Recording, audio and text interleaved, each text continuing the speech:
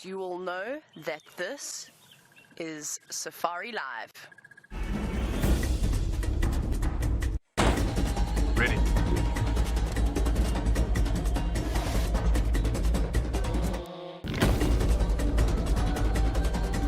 Standing by.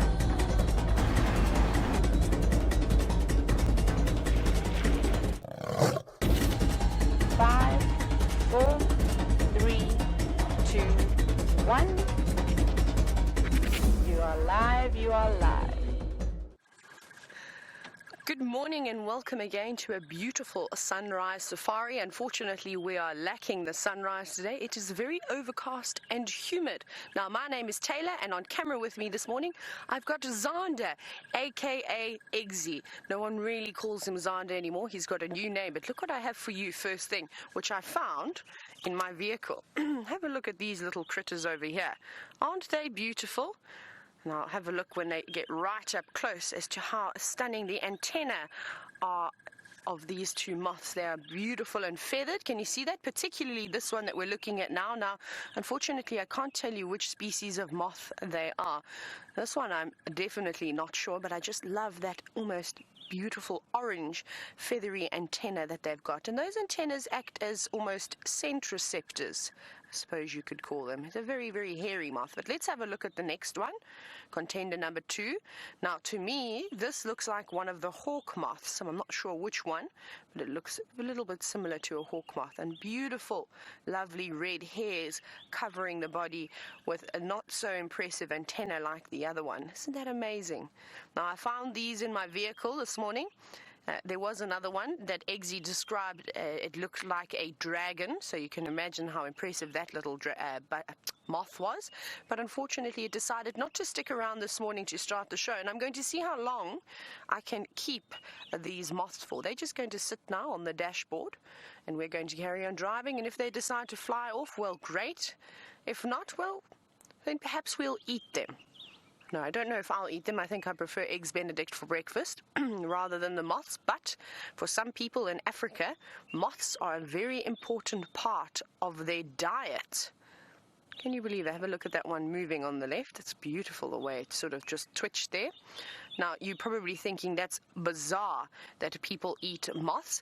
Now, particularly the moth larvae contains quite a few nutrients, and they reckon that 100 grams of moth larvae, or moths, a combination of the two, whichever you prefer, is enough to sustain you for one day. It has all the various nutrients of magnesium, calcium, iron, and all those delicious things that you need to keep you nice and healthy. So don't ever overlook a moth again, because if you're starving, well, you can always eat them. Maybe fry them up in some butter, something delicious. I'm not going to try that though. Or maybe we'll leave it for Steph, who we know likes to eat all sorts of interesting things.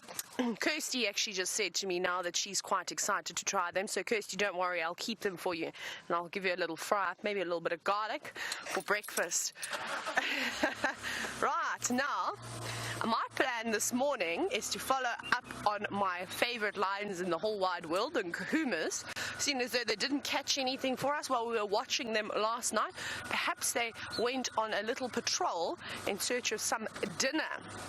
And that's going to be quite exciting. So we're slowly making our way towards the northeastern boundary to have a little look around and see if we can find anything there. I'm just going to pop my head over and check for some tracks, just to see if they haven't come down here. We know what those Nkuhumas are like when they pick up on the scent of the buffalo. My goodness, well, then it can be quite difficult to find them. And speaking of a lion's breakfast, it seems as though Byron has found one already.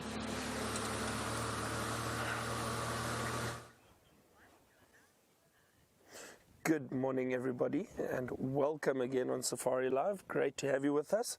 Yes, I have indeed found something that lions enjoy feeding on, and recently they've actually killed a lot of buffalo. We've just found a small herd of buffalo. I'm actually not too sure. They seem to be spread out quite a bit through this thicket. And with me on camera this morning, we've got Brian and the Thumb. Morning, Brian. And Monday morning Thumb, very formal in his tie and suit. So happy Monday morning to everybody. Great to have you with us, as I said. And We are in search of leopard this morning. So Brian and I are trying our very best. I'd like to track and find a leopard, but it's not always easy, especially while we're driving to spot the little tracks if they've just crossed the road. It's very, very difficult.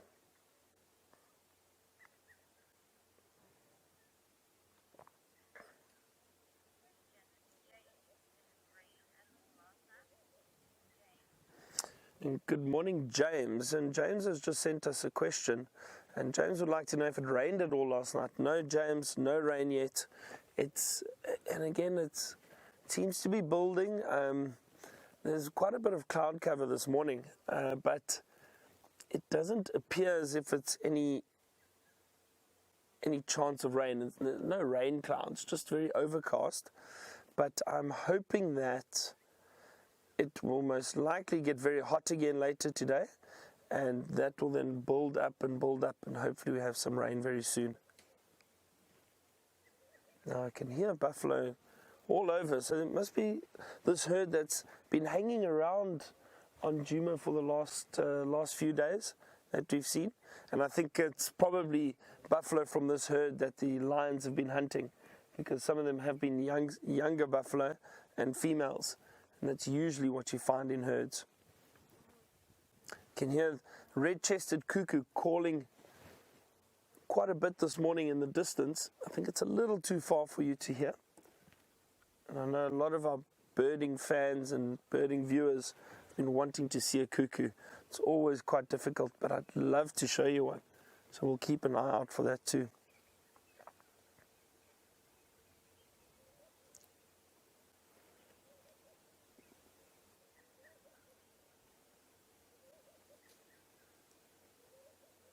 You can see these buffalo looking a little thin. Some of them, you may be able to see some of the rib cages, especially on that one that's moving through there. You can see the rib cage standing out a little bit, and that's because of this drought that we've had. There hasn't been a lot of food, and buffalo are bulk feeders, so they need to constantly feed and look for good, nutritious grass. At the moment, I think one of the reasons why they're hanging around in this area so much is because we've got a little bit of greenery pushing through, some green shoots that have just come through after the little bit of rain that we've had, and that is most likely what they're feeding on. It was so interesting. Recently I saw a bunch of buffalo feeding, actually browsing, so feeding off leaves of trees in dry riverbeds. And the riverbeds still hold quite a lot of moisture and underground water, so the vegetation is still quite lush and green. And these buffalo would go down and feed on these leaves, which is unusual because they are generally considered to be grazers, which means they only eat grass. But it just shows you how animals will adapt depending on the time of year and when they need to.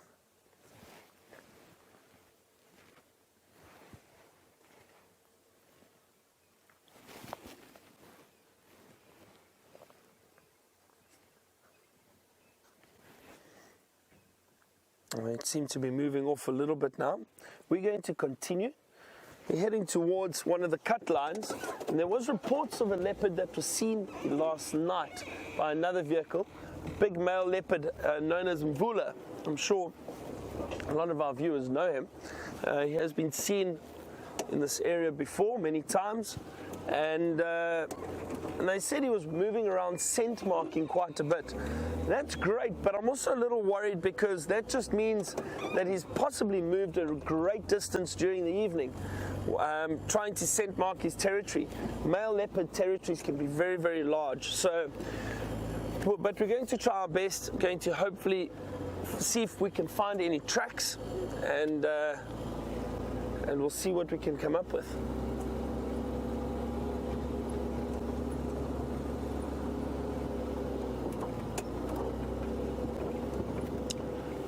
Just going to check this intersection quickly.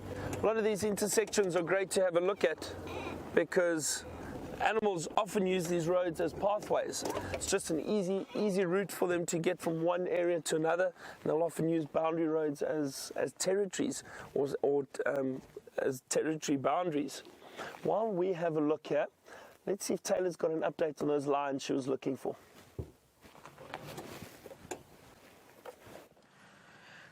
And of course, to start the day, we've stumbled across a herd of elephants with the tiniest little baby again. I think it's the same herd of elephants we saw yesterday. Now they're coming through very quickly. Something has startled them. Look at them, they're now running. I'm not going to go in front of them. We're going to let them run past us. You can see them moving very quickly now. This is quite interesting. I wonder if it's not because of the thunder that's rumbling in the distance. But we don't want to get in the way of this beautiful herd of elephants that's now coming through here. So we're just going to stick behind them for a change. And we're going to watch their bums as they pass across the road. But isn't this incredible? I mean, there must be about 30 or 40 elephants in this herd.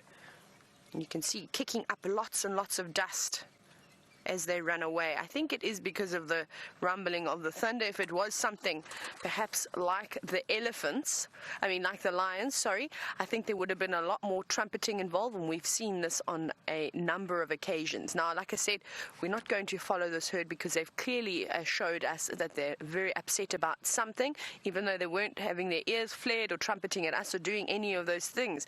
If they do start to stampede, the last thing you want to do is get stuck in and amongst them. So we will let them be and we will carry on. Perhaps we come across them a little bit later when they've settled down a little bit.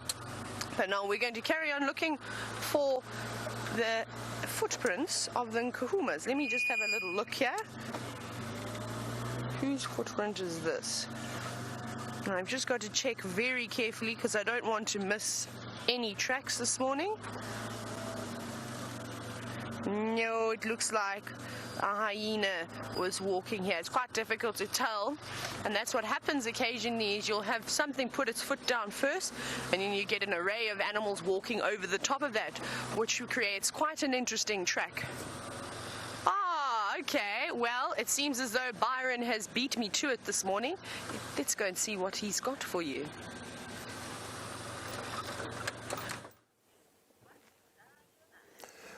Well, we haven't found a leopard, but we found 3 beautiful lions. A male and these 2 females. Watch, they're playing. This is great. I'm going to turn around quickly. Let's follow them.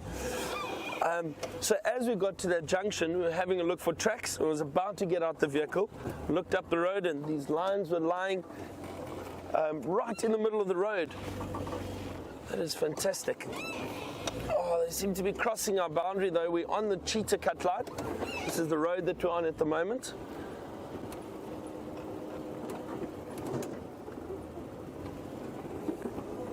Let's see, I'm just going to stop over here quickly. Watch. Oh, look at that. These 2 seem very playful this morning. That's wonderful.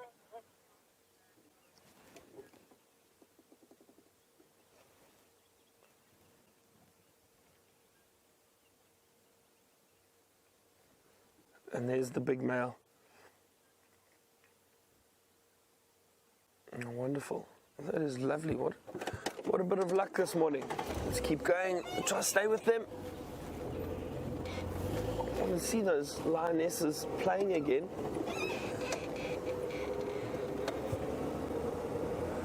So that's why often people always ask, why do we go out so early in the morning?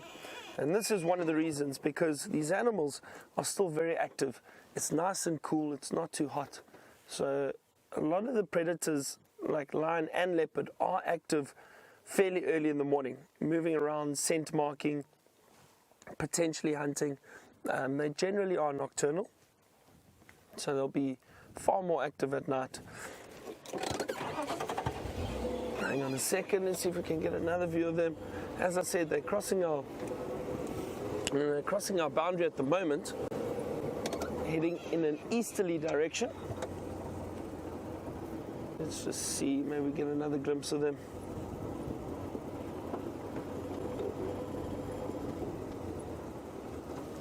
I might have them coming out onto this road. Yep, they're on their way.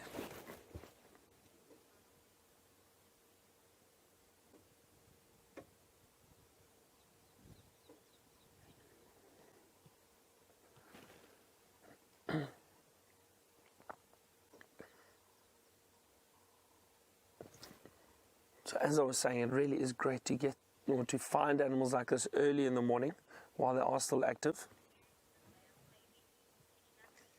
And Dina has asked us a question. Dina would like to know, are these lionesses perhaps, here comes another one across the road. There we go. Dina would like to know, are these lionesses perhaps trying to get away from the male or lose the male? And, oh, look at the buffalo running. They've obviously smelled something. Oh, this could be very interesting, everyone. These buffalo are running in the direction of these lions now.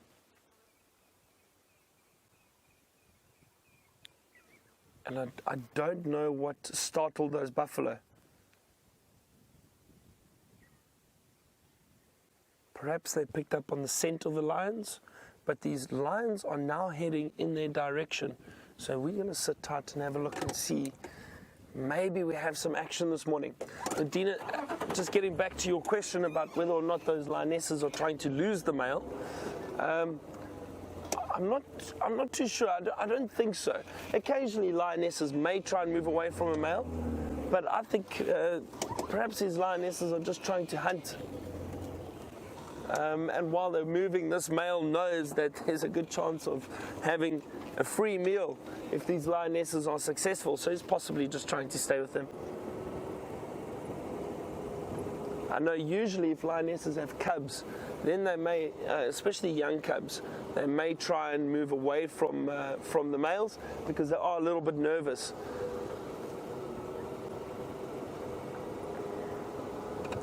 Just going to try to see where these lions, the brakes.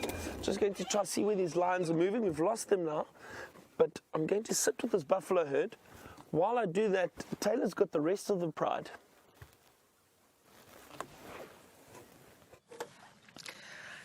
Just as I left you, I came round the corner, and here they were sitting, waiting patiently. It's like they knew exactly where I was going to drive and look for them this morning.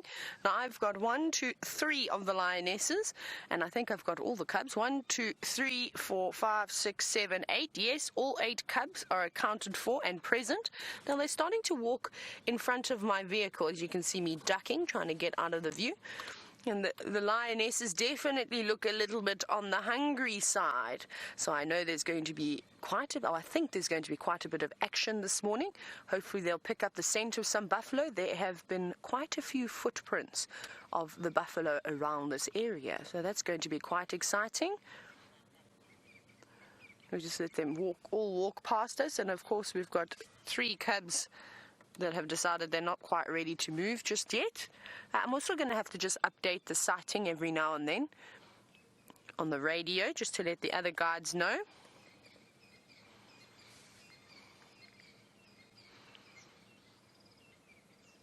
Now, it's a beautiful, cool day for them to keep moving and perhaps look for something to eat. They won't expend too much energy if they do attempt to make a hunt.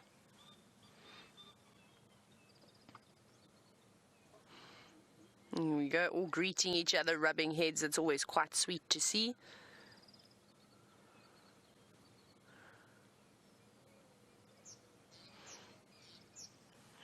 Now, before I move, I'll just wait for the 2 that are still fast asleep, the 2 little cubs, to get up and come this way.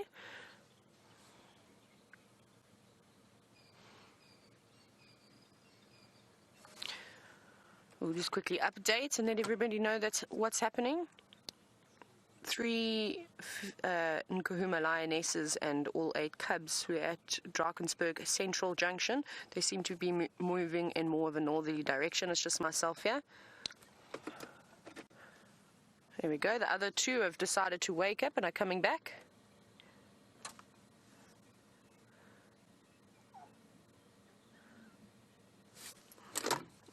Last mobile, go again.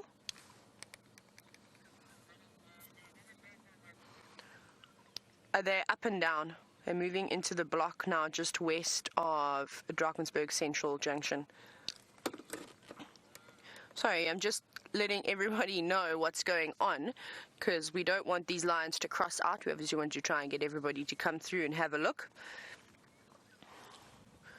Here we go. Now we've still got one little cub that's been left behind that is showing no interest in looking, and you can see that there's a concerned female staring back in the distance, sort of going, "Oi, you better get a move on.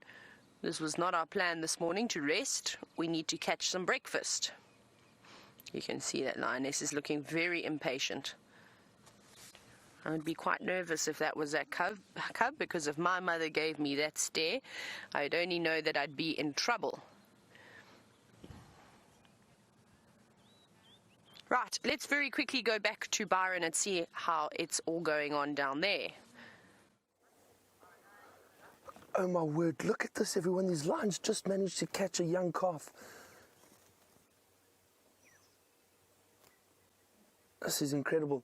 We did it, we couldn't see them for a second, and we caught a glimpse of one lioness stalking the herd. Remember I said these buffalo had moved almost directly straight towards the lionesses or the lions, and the next thing we heard them running, caught a glimpse of a lioness, and we just heard the distress call from the buffalo. We've driven in here now on this, and they've managed to pull down this young buffalo. This is incredible. Absolutely incredible. Watch how that male has got a chokehold on the buffalo, trying to suffocate it and also prevent it from calling, because usually what happens if that buffalo gives off the distress call, the rest of the herd will come back and try and help it.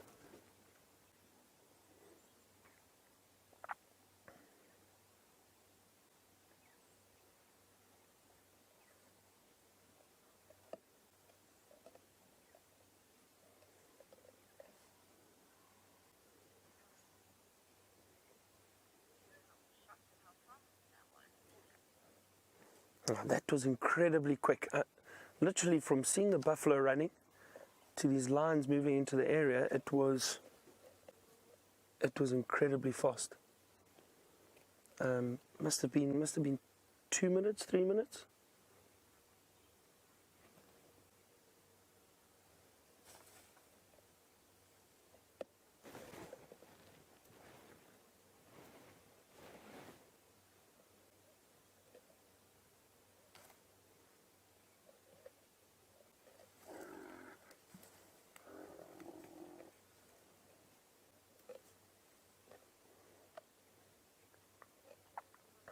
This isn't always easy to see, but we need to remember this is nature, and these animals do need to eat. And as you were saying, the lions are doing very well with hunting buffalo at the moment. And these lionesses are quite fortunate to have this male around, because he's really powerful and able to help hold and kill this buffalo.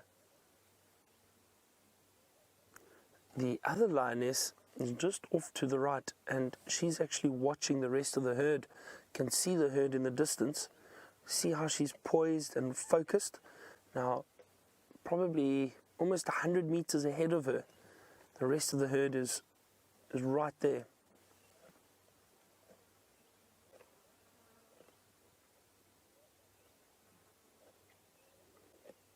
This is that male with that very nasty scar or gash around the face. Oh, doesn't look very good at all. But I do think that if he carries on eating and perhaps cleaning it, maybe the other lions clean it too, then he may heal quite quickly. These animals have the amazing ability to heal very quickly. See how that lioness is starting to feed on the rump? That's where a lot of the soft meat is. So it's easier to get a good bit of meat and get into the carcass.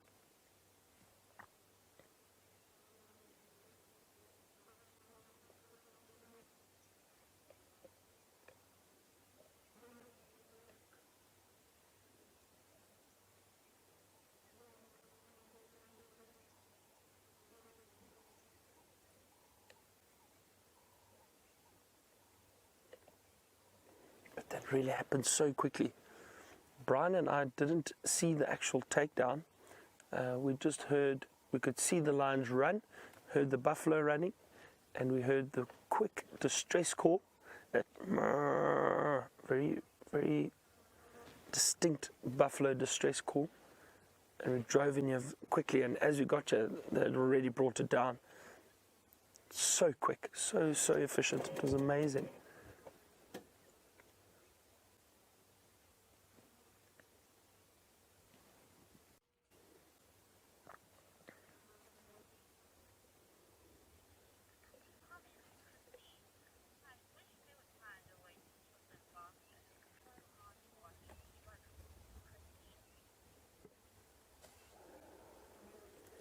Christine just made a comment and said she wishes they could find a way to kill them faster. And Christine, I know it is sometimes difficult to watch.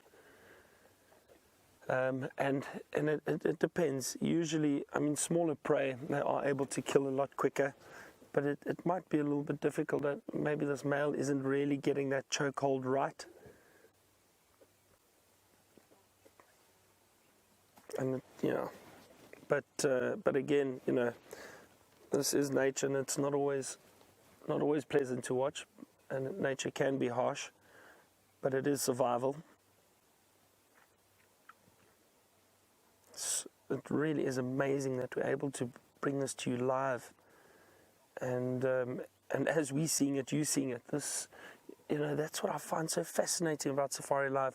You watch a lot of documentaries and you see hunts and kills, and a lot of those, they take 2 to 3 years to film. This we're seeing literally right now. So, that male's getting a bit aggressive. The other lioness just took off. She's chasing the herd again. But if they're not careful, they may lose this buffalo.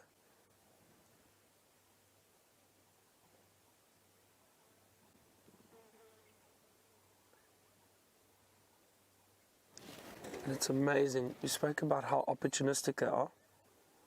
Even though they've got a kill, they will still try and hunt something else.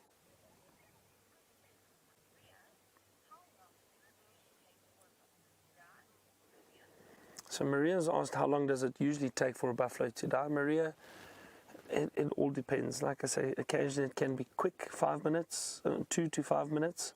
If they get the correct hold, I would have thought they would have killed this younger buffalo a bit quicker.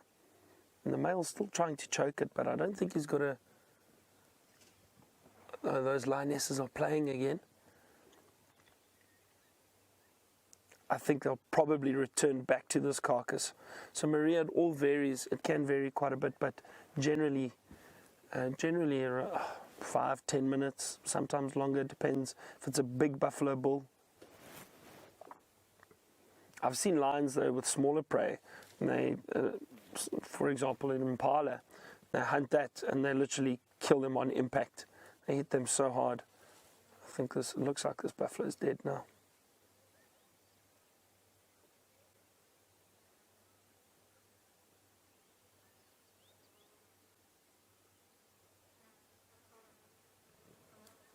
No, jeez. Still, oh my word. I thought it had stopped kicking there for a second. But look how powerful that male is, able to turn that buffalo almost right around.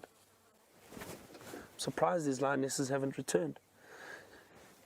See, and it's interesting, it's almost like they don't want to share the meal with the male, so they probably think, well, this male's going to feed here. Let's see if we can't find another buffalo and have our own kill.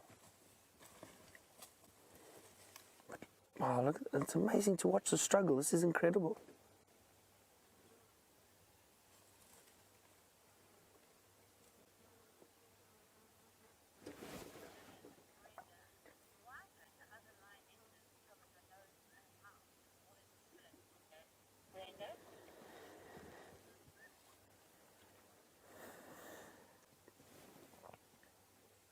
Brenda's asked us a question, and why haven't the lionesses come back to help kill this buffalo perhaps a bit quicker and bite it around the nose or the mouth to suffocate it a bit quicker? Brenda, I think because they've got it down already, it's very difficult to say. I think because they've got it down, the male is on it, they know that the buffalo's got no chance of getting up and running away. So they're almost happy to start feeding or move on. Like I said, they've followed the rest of the herd now, Can't see them anymore. They've moved off through a thicket. But they probably know, well, this male has got this buffalo, so there's no need to worry too much about it.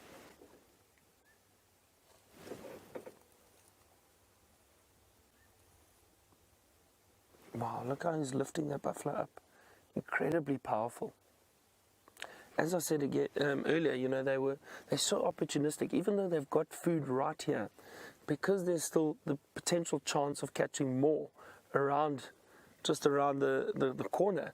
Those lionesses have gone and they're trying their luck. They're going to try and see if they can't get more.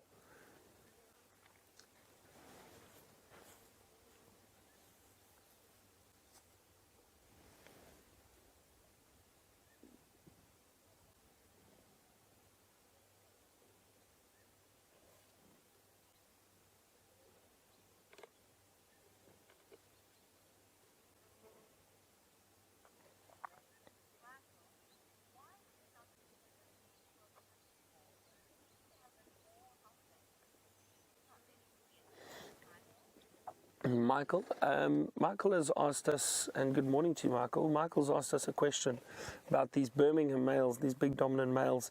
Why does it seem like they don't help hunt as much, or have we just not seen it? So, Michael, you know, I mean, we didn't see this kill exactly. I think what probably happened is the lioness cornered or caught the buffalo, and as soon as they got it, the male ran in and brought it down. But I'm not too sure. We didn't see it. So in a way, they definitely help. And he's holding this buffalo down now. Perhaps those lionesses will return later. If they realize they can't hunt anymore, they might return. But he is definitely helping with the kill. I mean, he's basically doing the killing now. Not a great job, but he is responsible for it. So, and male lions generally help with the larger prey. So buffalo, giraffe, anything really big, that's what they'll help with. Whereas the lionesses, if they're hunting any antelope, they're powerful enough to bring it down and kill it themselves. So they don't need the help from the males. Also, the thing is, you need to remember these males stand out a little bit more. These big manes, a bit easier to spot. It's not always easy for them to hunt. They do hunt for themselves, though. I mean, if there are no lionesses around, they have to hunt. So they will hunt for themselves.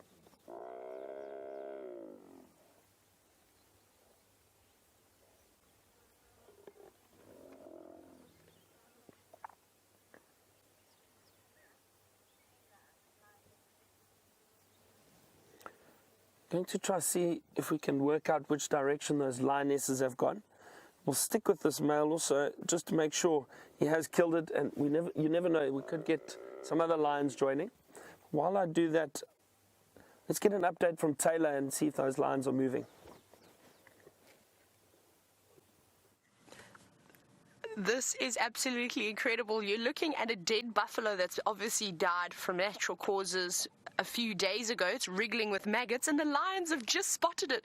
We thought that they were going to walk past this, and one of the lionesses has indeed picked up on the scent and is making her way straight towards that carcass. But let's see her reaction.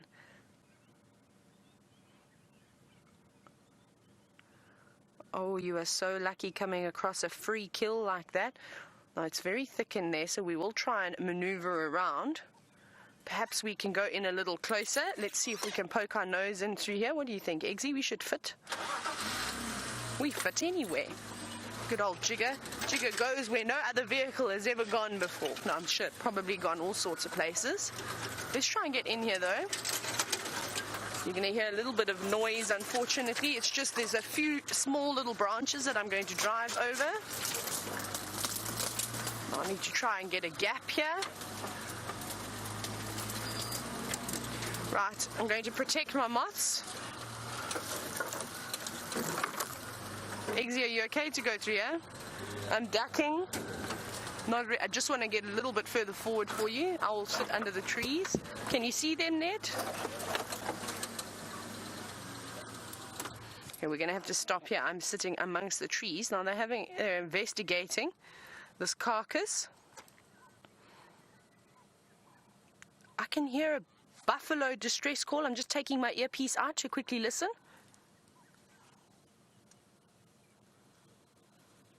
thought I heard a buffalo distress calling in the distance. I'm not sure what that was, but the lions don't seem to be too impressed by this buffalo that has died. Looked like a big cow. It looks like it was a big cow, but she is very stinky. She's completely riddled with maggots, and I'm not sure what would have killed her. However, even though this carcass is fairly rotten, if the lions are hungry, they are really big scavengers, even though most people don't know this. But they will indeed feed on a rotting carcass like this. And I'm surprised that now look at the lions. They can hear something. I'm hearing a buffalo distress calling. I wonder if it's not perhaps Byron's buffalo that I'm listening to. There's a lion. The lions are listening as well.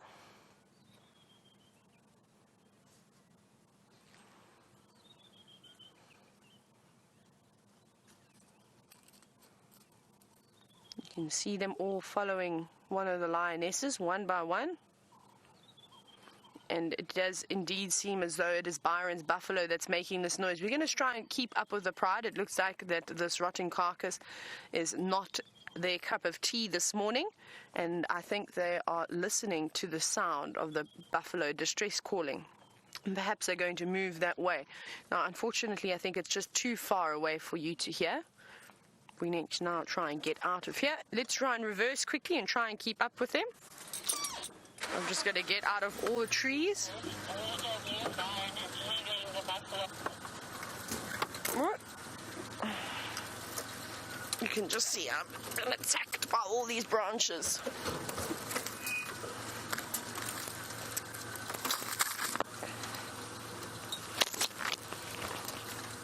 See the lioness right there just watching. She doesn't want to leave, that lioness that's just in front. She's thinking, what on earth is going on? What? Wondering why. So I'm just trying to get out of here. There's lots of trees behind me. I'm just trying to go very slowly.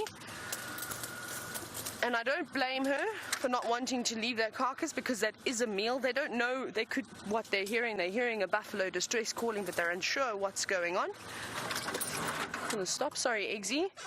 This lioness is just coming in front of us. You can see they're quite reluctant to actually leave it. They're not sure what to do. Should they follow up on that distress call, or should they stay here where they already have a meal? We will just hang back for a little bit longer and see what they decide to do.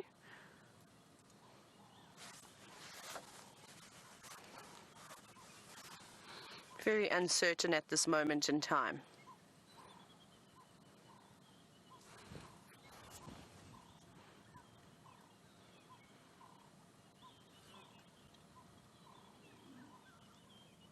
What are you going to do? Just listening to see if I can hear that buffalo distress calling still.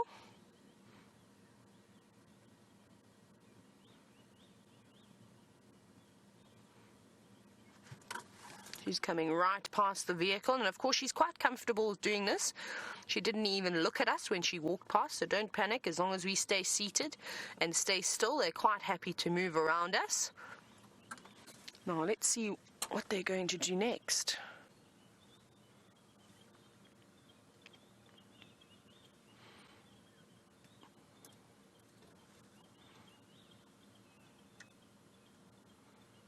Come on, ladies, trust your instinct. Go towards that sound.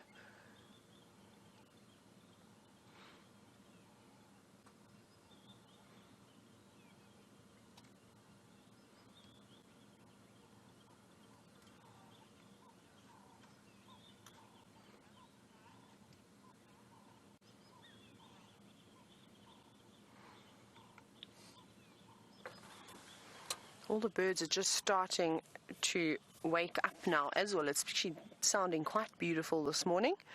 Now, good morning, James. You were wondering if that was perhaps the botfly larvae that we were seeing there. No, I think it was actually just from all the various flies that have attached themselves to that carcass. Remember, yesterday when we came across the buffalo carcass of the the one that the lions killed not yesterday evening, the day before that. I think we zoomed in and we had a look at all those beautiful green and blue flies.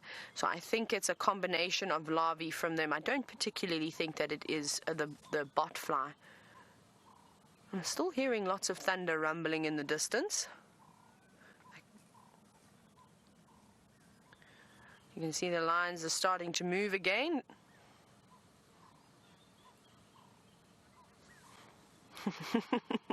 And Kirsty's just fed me a little response, and it seems as though you're all quite happy that the lions didn't decide to tuck into a maggot-infested buffalo.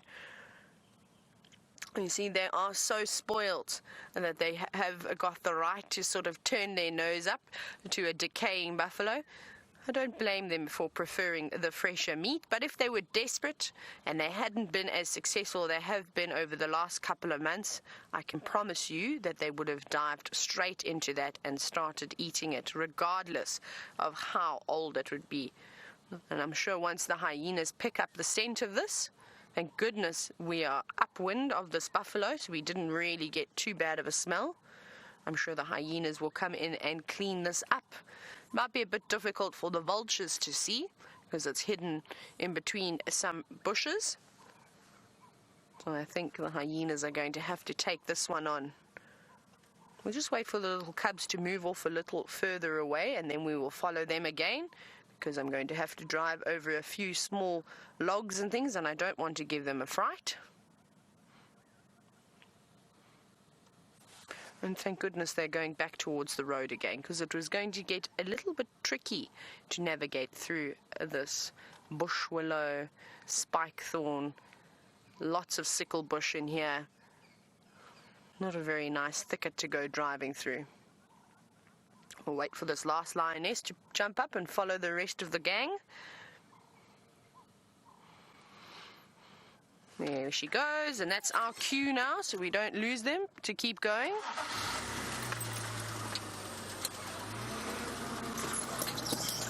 Now, the lions seem to be up and moving, and I think that they are indeed following their instincts now of heading towards the distress call. Caroline, you were wondering exactly that. I think they've only just heard those distress calls. So they need to trust their instinct here, which it seems as though that's exactly what they're doing. And we're going to follow them, and hopefully they will lead us straight towards the rest of the Nkuhumas and the Birmingham with that buffalo calf. My goodness. Sure. That looked a bit worse than it was. It was just a tree that the elephants have half pulled over. Now, we're going to quickly get back onto the road. We are coming up quite close to the boundary, though. Protect my friends, the moths. They can't get injured. Not letting anything happen to Sir Gregory. Right. We've come across them again. They're just up ahead. Just off the road, but that's all right. Let's stick with them for a little bit longer. I just want to check that all my tires are still all right. Eggsy, what are the tires looking like on that side, on your side? Good, not deflating just yet, thank goodness. I'm going to try and get ahead of these lions so we don't have to keep jumping in front of them. We'll stop here.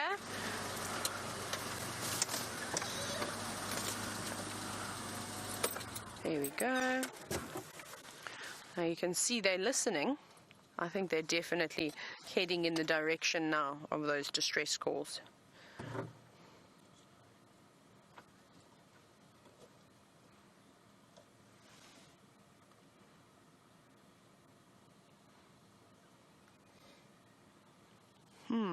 What are you going to get up to? Having a little rest again?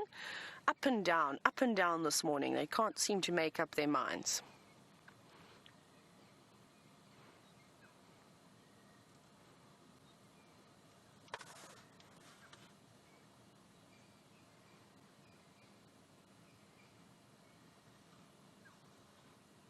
I'm trying to figure out what on earth is going on in the lions' heads, but of course it's almost impossible to try and imagine what they are thinking. But the adults are definitely very interested in something. Just want to very quickly update the sighting on the radio.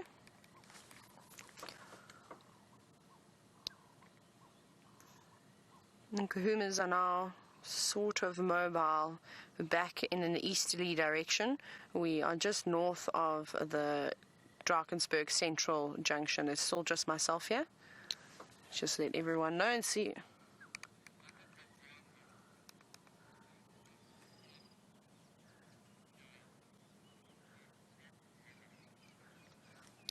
Copy. They all seem to be looking in that direction. Right. Let's see. There's a lioness that's become quite determined now on the left. Off she goes.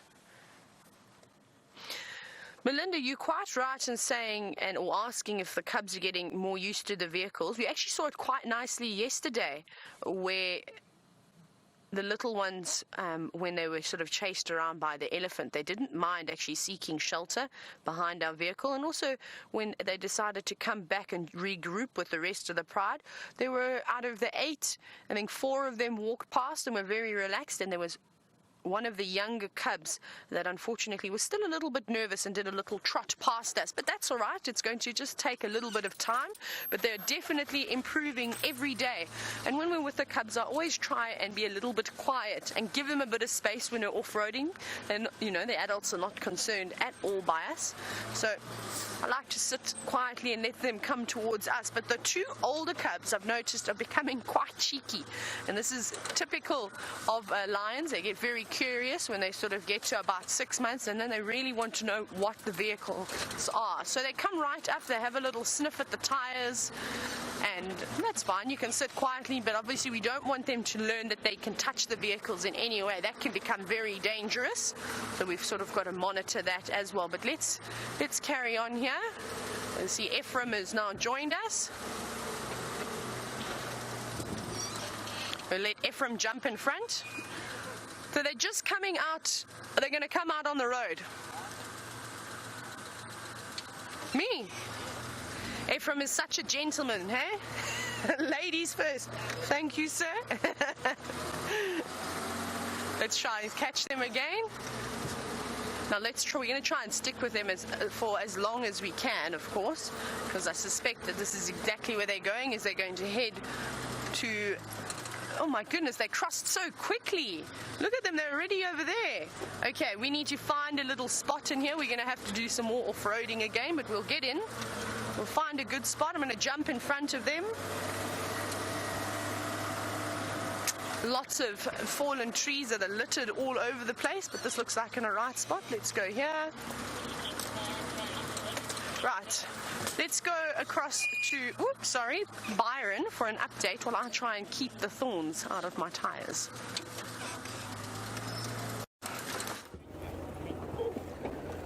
So, isn't this amazing? It's been a great lion morning for us, and I'm so glad Tayla's got the cubs with her. We tried to just move around and see if we could follow those lionesses. They were still following a herd of buffalo that they chased initially. They've actually, unfortunately, gone across our boundary, so we were unable to follow them any further.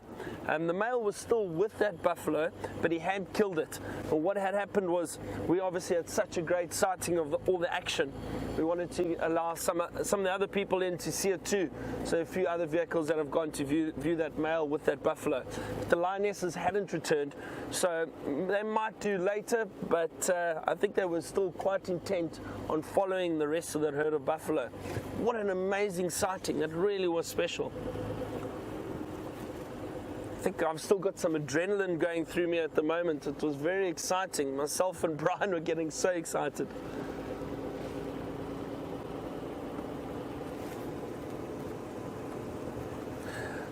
Wyatt has asked a question, and it's actually an interesting question. Wyatt has asked whether during a hunt, have I ever personally rooted for the prey or supported the prey, or wanting to make sure that they get away? Wyatt, it's difficult. No, I don't think so. And I think with working in the bush permanently, and we always talk about it, and for guests coming out on safari, it's sometimes tough to see animals hunting or killing. With us as guides who see interaction like this fairly regularly. What we try and do is try and take emotion out of it. At the end of the day, we're here purely to view and appreciate wildlife and nature, and we're not here to interfere. So, emotionally, it's hard sometimes, but it sounds like the Nkuhumas have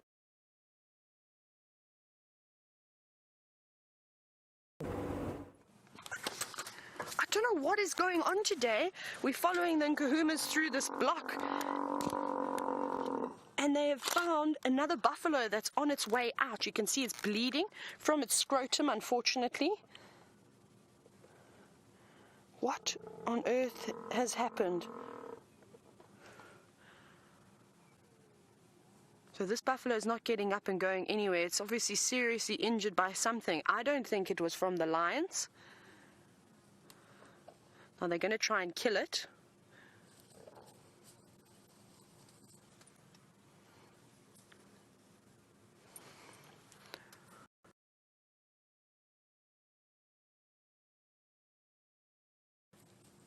I have this adrenaline that is pumping through my body at the moment. This is insane. I can't believe how they are just buffalo that have dropped like flies, unfortunately. I think it's got something to do with the harsh conditions. This one, of course, has sustained an injury, maybe from another buffalo. Maybe it got into a fight. I'm not 100% certain what is actually happening today, but lucky for us now, this is actually a great opportunity for these cubs. This buffalo is too far gone to get up and move. Now, I'm pretty sure that they're going to try the whole suffocating techniques. You can see them all jumping around, getting quite curious of this buffalo. Sorry, I'm just shifting. I'm sitting in a very awkward position, but this is just absolutely amazing this morning. You just never know what you are going to see around the next corner. Now, I'm sure that you're going to agree with me. The lions are going to prefer to eat this buffalo, though they seem to have a few to choose from. Where are you going? Come back. This is a live buffalo.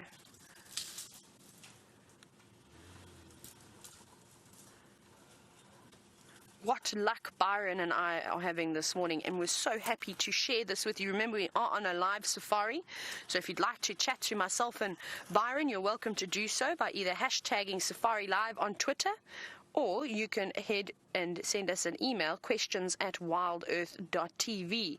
This is outstanding. Our luck today is incredible. You can see how she's lapping up the blood now. I think they're going to stay here. I think they will be very silly to pass this buffalo on.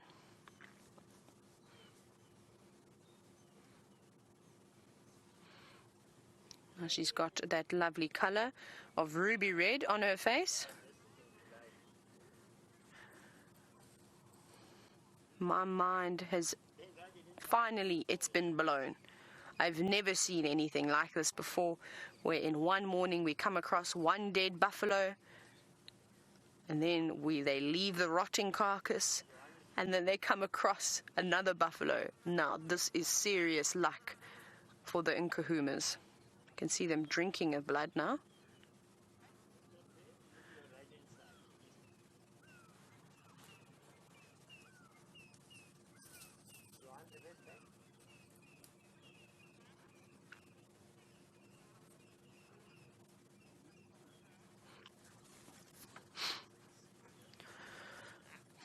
Now, I think it's quite strange that we've been seeing all these dead buffalo in this area, and I know, Michael, you were wondering exactly the same thing, and you were asking if it's perhaps a disease that's causing the buffalo to die, or is it just coincidence? I think it is really just a coincidence. I've never seen anything like this before, and I think that it is perhaps the harsh conditions of the drought. Remember, all the grass is now almost finished. There's very little few sprigs on the ground.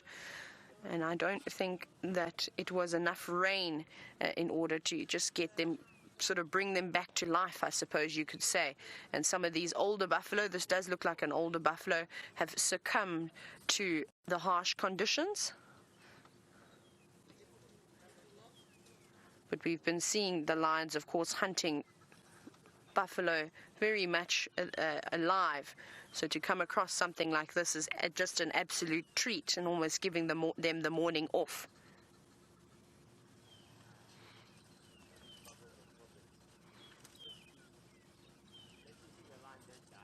And they're very weak, the buffalo. Yeah, this looks like an old boy. Like I said, maybe he was battling it out with another buffalo and he sustained some terrible injuries that has caused him to bleed out. We can obviously see the lions lapping up something, and I can only presume that it's blood from the redness on their chin and around their mouth. So possibly lost lots of blood and then just sort of sat down and waiting to die. Look at that. Look at all the blood that buffalo has lost. You can see it pouring out.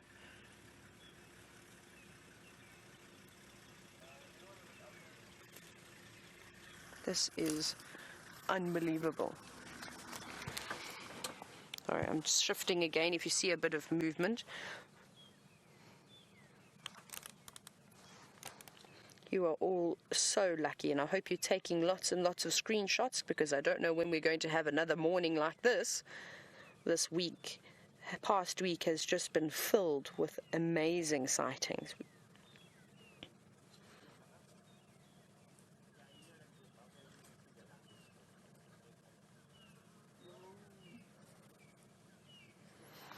A poor buffalo is just sitting and awaiting its death as it lays there, getting weaker and weaker after every ounce of blood. Now come on, little cubs. Oh, a little bit scared. Not quite afraid of the vehicles anymore, but when a buffalo twitches, I don't blame them for wanting to jump out of the way. But I don't think this buffalo is going to really be able to move. I think it has lost too much blood now. I can hear the distress calls of another buffalo in the distance.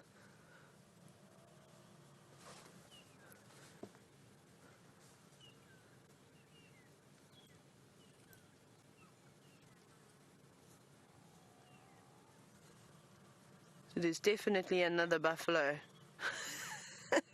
It's ridiculous. I almost have to laugh at this. They know that this buffalo is not going to go anywhere, but I'm wondering if they're going to perhaps leave it. They are spoiled for food this morning.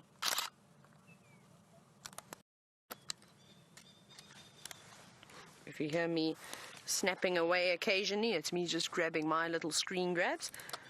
Let me see, the two and the lionesses are now moving out. Look at them, they're going towards the sounds of the other buffalo. And the cubs are following.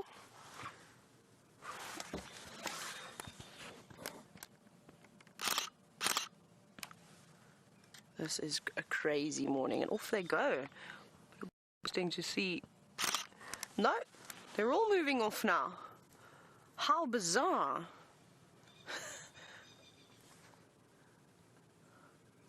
Look at them trotting away, and here goes the last lioness, leaving the buffalo that is perfectly fresh, not like the maggot-infested one we saw earlier, heading straight towards the distress calls of the other buffalo.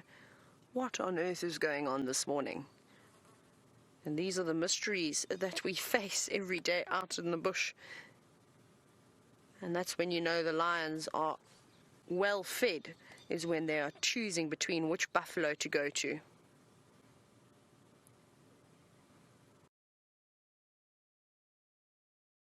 He's looking back now, deciding, should I go, should I stay?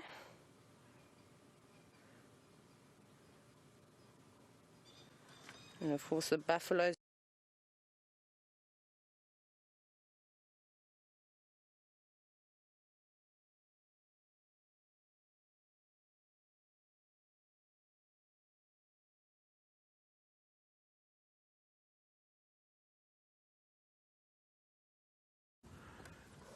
to have a week that's filled with action. It's all worth watching every single day, staying up late, getting up early. She's not leaving this carcass. Hopefully we're going to start to see an increase in the hyena activity, seeing as all these buffalo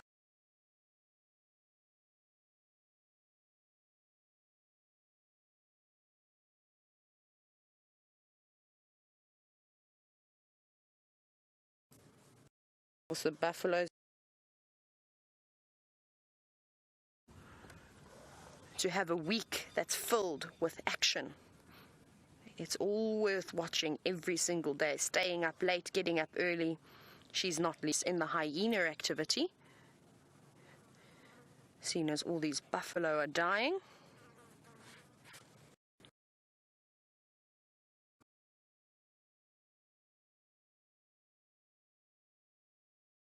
And something I have to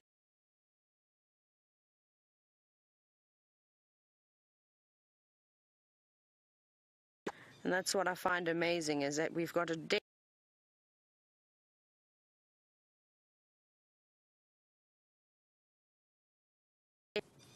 now lioness is now trotting off. We're going to have to try and keep up with them. We have fallen quite far behind. Let's try and catch up to them. I'm just looking on my GPS where the best spot is going to be. I think it's going to be to try and get back onto the road again and beat them.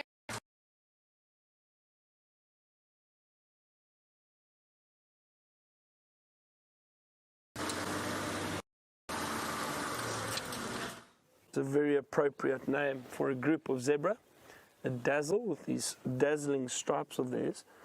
Actually, just look how well camouflaged they are already. I mean, they blend in very well into these thickets. And fortunately, we've got Brian's great camera work here, so we can see it. But from where I'm sitting, it's not that easy just to see.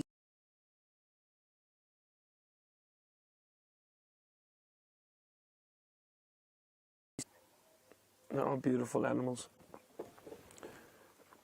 Also looking for some green grass, and again in this area there's some of these green shoots that we spoke about earlier. It appears as if the cloud cover is also getting a bit thicker compared to this morning, and it's actually cooled down even more so than earlier this morning.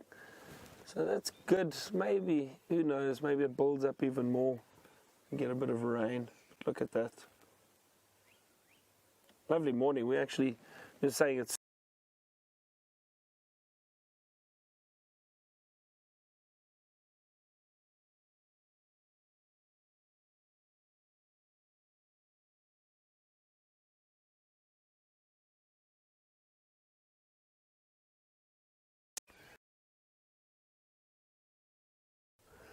it sounds something like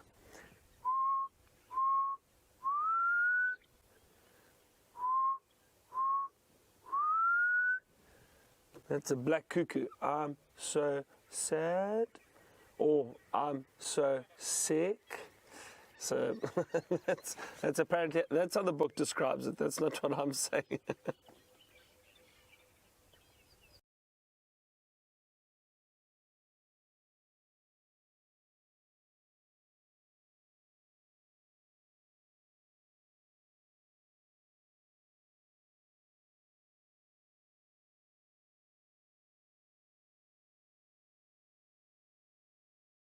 Good, maybe. It's good, maybe. Who knows? Maybe it builds up even more and get a bit of rain. Look at that. Lovely morning. We're saying it's. Let me see if I can try. The book describes it. That's not what I'm saying.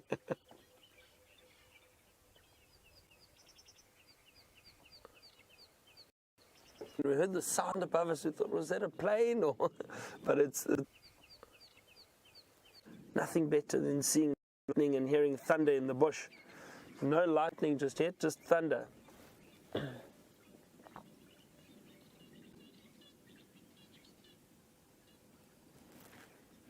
So we've been very fortunate, but luckily, chances of finding it are very slim. I think it's almost the law of nature, law of attraction. So we're going to along these roads very carefully, look for any tracks, any sign of leopard that may have been moving around during the evening or early this morning. And while I do that, let's get an update from Tayla and those lions.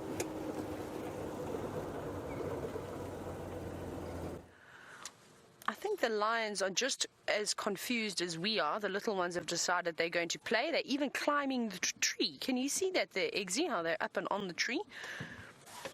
Let's have a little look here. You can see they found all sorts of playthings. We can still hear that other buff. I think the lions are just as they should go towards the distress calls. Oh, it is a bit of a tough situation for them. I don't blame them. There's so much going on. Oh, look at them going up the tree. Isn't that amazing?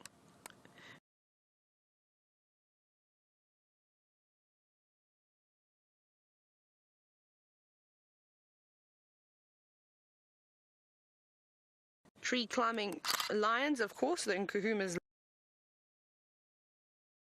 table in the tree, unlike the leopards. Let's watch this one jump off. Oh, that's careful, you're going to get thrown off there.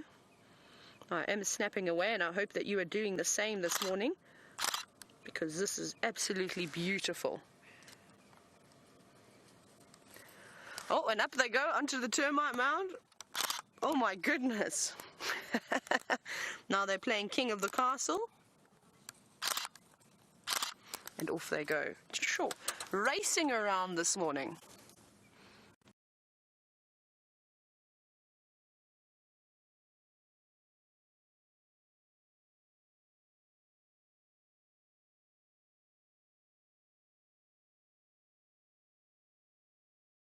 Oh my goodness.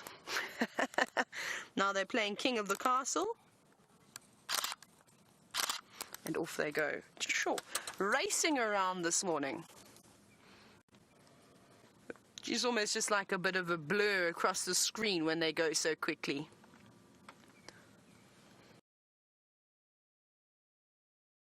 Times happens when you are working out in the wilderness and the signal is not always too great, but keep holding on, we'll get it all sorted. Look at the lions now. Now the other lioness is deciding to come back again. And we've got one posing on top of the termite mound.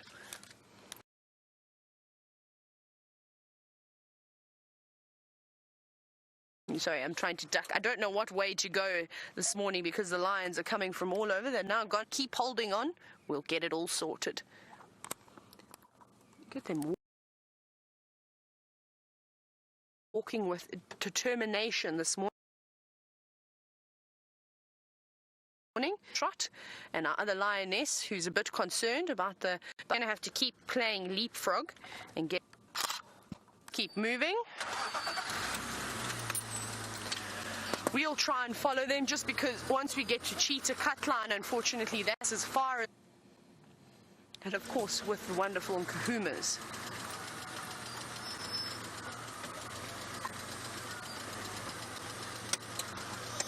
So we've been hearing a little bit of vocalizations as we have been driving along and sitting with the Nkuhumas, all deciding what to do. And Lauren, good morning to you. You'd like to know, how does the mother let the cubs know to stay put when they need to? So they communicate via body language as well as the little contact calling and roars and all those things.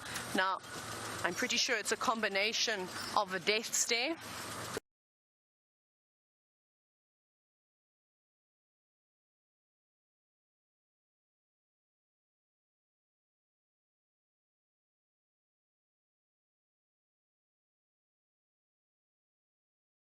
Because that's what my mother used to. Can't really understand it too well, certain signs, but I don't think we've been able to do everything. Oh, we're going through some interesting, a lot of vehicles all of a sudden. I think we're going to have to go through here, Eggsy. Cling, cling, clang. Like I said, there's just lots of branches that have been littered from the elephants moving through here. And of course, all the trees have got leaves again, so you're hearing a lot of that rustling. Let's put that down there. Okay. Let's go around again.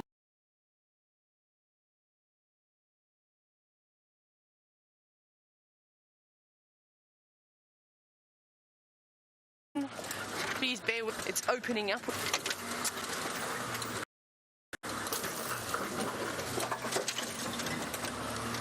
Now, obviously, these lions have been spoiled for buffalo this morning, and they've got a variety to choose from. Eggsy, are you ready to go under here? Sorry, we're just going to we have to go.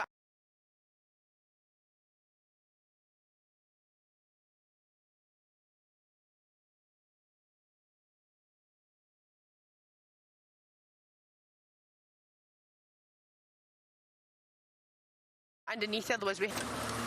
Now, obviously, these lions have been spoiled from the.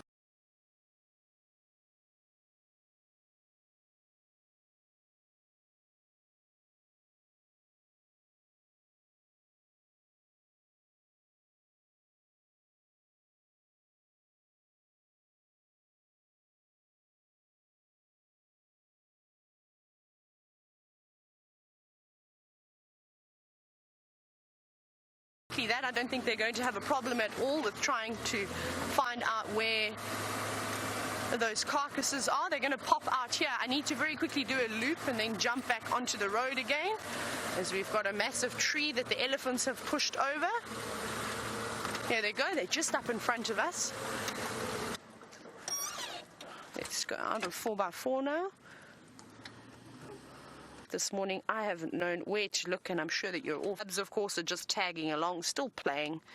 Not really sure that those cubs that they had stayed with that buffalo that was dying and was unable to move, because it would have been a great learning experience for these little cubs to jump on top of a live buffalo. I've actually just seen some more buffalo crossing in the distance, which is quite interesting. They've got, I think it was a buffalo. It is a buffalo down there. Look at them now, they're all going to walk down the road. That is just beautiful.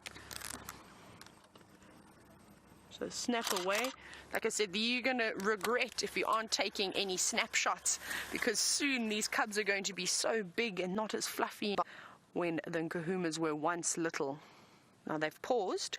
I wonder if they've seen that buffalo that was out in the distance on the road. I haven't heard any more distress calls.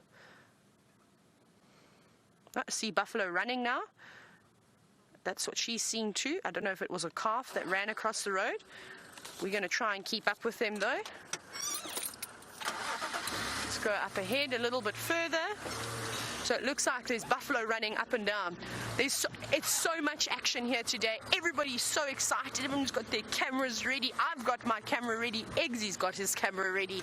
We are prepared for any action. The only limitation we've got today is where we can drive, and we're right up on the boundary, of course. But now, if these buffalo are in a flat panic from being chased around by these lions, there could be potential for another kill. So don't go in. You need to be a bit careful because we've got a big area.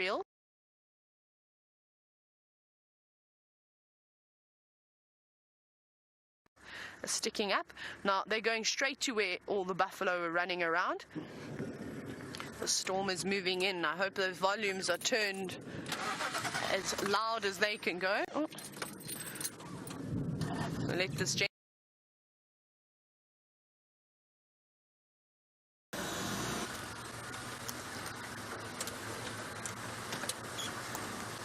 Let's see, what have I seen? It's not a buffalo? No, it's not a buffalo. I'm just having a quick look. We're going to lose sight, I think, of these lions. I just want this chap to jump in front of us and carry on. Oh, sorry, Eggsy, I'll try and avoid the trees again.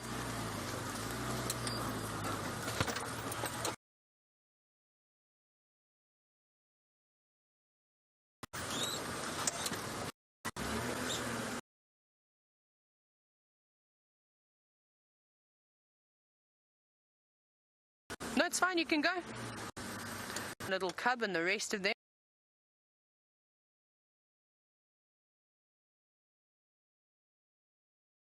All disappearing into the back.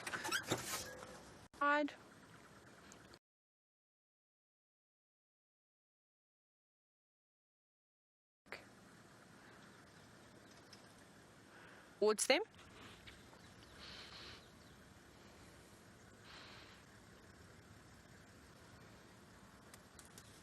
can hear the buffalo up in front as well.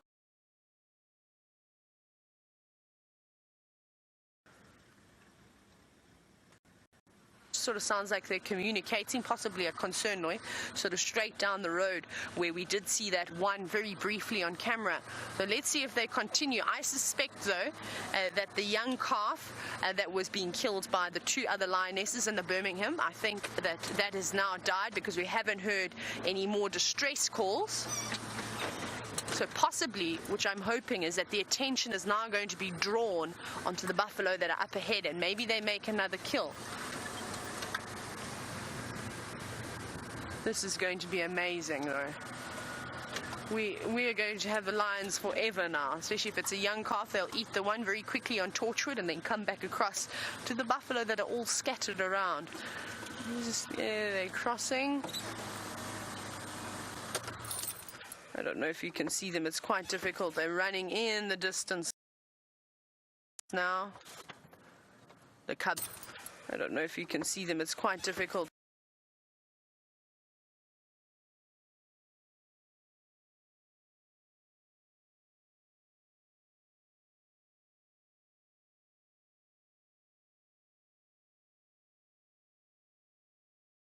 They're running in the distance now. The cub, they are in here. They're moving around very slowly. I've had about 100 energy drinks, the amount of blood that is pumping around in my body, and that's, you can imagine what my heart feels like.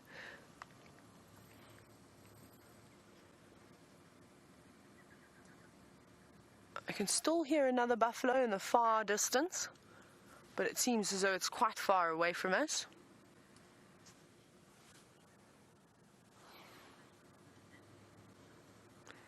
But I think that is the end of the Nkuhumas for us, unfortunately. They have now disappeared out of sight.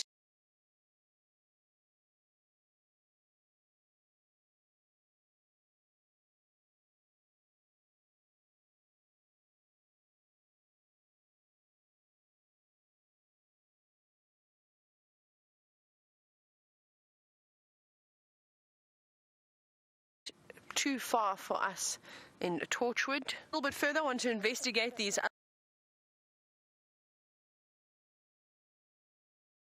other buffalo sounds, but while I do that, let's go back across to Byron. We managed to find some lightning. That was about it. A bit of lightning above us earlier. But we're still looking very carefully for any sign or track of leopard, but also anything else interesting that we might come across. And it's a great morning to drive around because it is a lot cooler, so the temperature is perfect.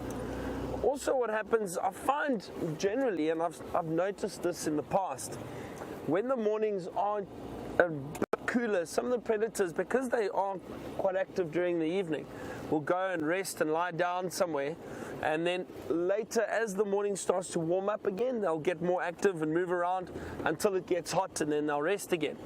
So it's not unusual to find animals like leopards and lions, and we can see with those lions that Tayla's been with, they're still very active this time of the morning because it is a lot cooler. So it's not unusual to also still find leopards and that moving around, possibly scent marking territory, or still trying to hunt. So you never know what we could potentially find. Saw some fresh elephant dung back there on the road, so having a good look around to see. You know, Tayla had that big herd of elephant this morning. That's fantastic.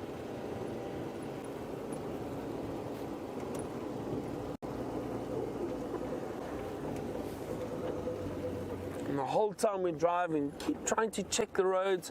Occasionally it is quite difficult, especially in harder patches, to see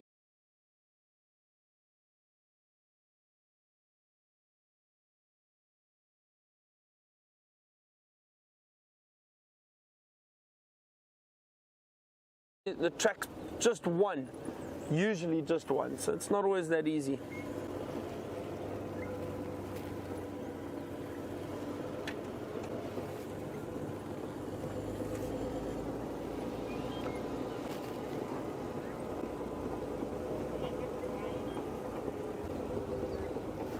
So Michael has asked me what my favorite lion memory has been as a guide.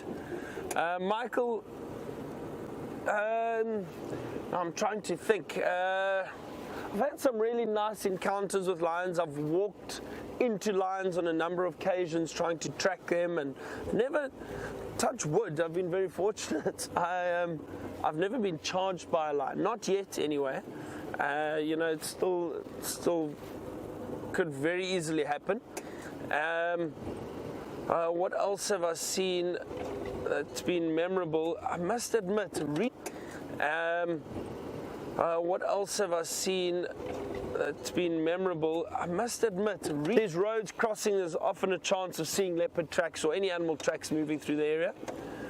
So Michael, recently I had an amazing sight, and we'd followed her for a while. We knew she had cubs. There's some elephant tracks along the road here too. So hang on. So we knew she had cubs, and we knew where the den site was. We hadn't seen the cubs yet. Some other guides in the area had, and we followed this lioness back to the den site. And we could see she'd fed recently. There were 2 lionesses, and they had 7 cubs between the 2 of them. So 3 cubs for one lioness and 4 cubs for the other.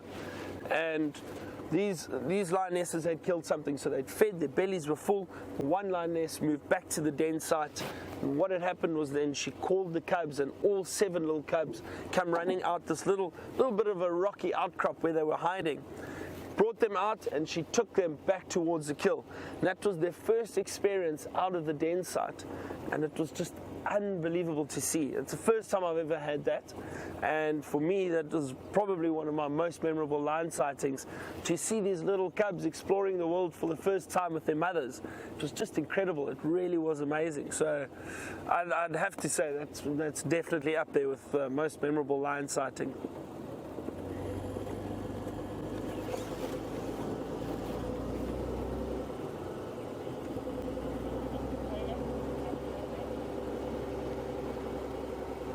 We're going to continue searching along this road and around this area. I know Tayla was looking to see if those buffalo were still around. Let's see if she's found them.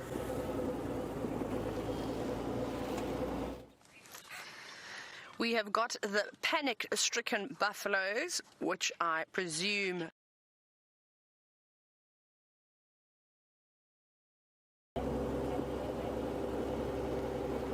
Tayla was looking to see if those buffalo were still around. Let's see if she's found them. We have got the panic-stricken buffaloes, which I presume continue searching along this road and around this area, which looks like they're settling down a little bit now. We have got the panic-stricken buffalo, or not. So I'll wait for someone to respond. So quickly get typing either hashtag Safari Live, or send us an email, questions@wildearth.tv, and I'm waiting your response. Look at this cow, how she's lost a horn. So I'll wait for someone to respond. So quickly get Nkuhumas having just one horn. Could be quite dangerous for this lovely buffalo. It seems as though they're moving on now.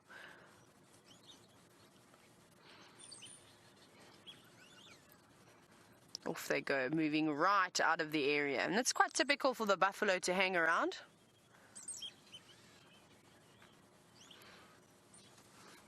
And as they move away, I must apologize once again for the gremlins that have been attacking the system very, very hard. Please bear with us. We are working on it and we're trying to get it sorted. And this is just one of the things when you have so much action, is there's an overload and the gremlins see a weak link and they jump in. And again, the buff have decided that they're definitely not hanging around anymore for the Nkuhumas to come past. They're moving right away. Eggsy, what birds are these up in the tree? Can we have a closer look? There's a whole lot of them sitting up in the tree. There could be maybe wattled starlings. I want to have a very quick look, because yesterday I very briefly saw some. No, they're not wattled starlings to come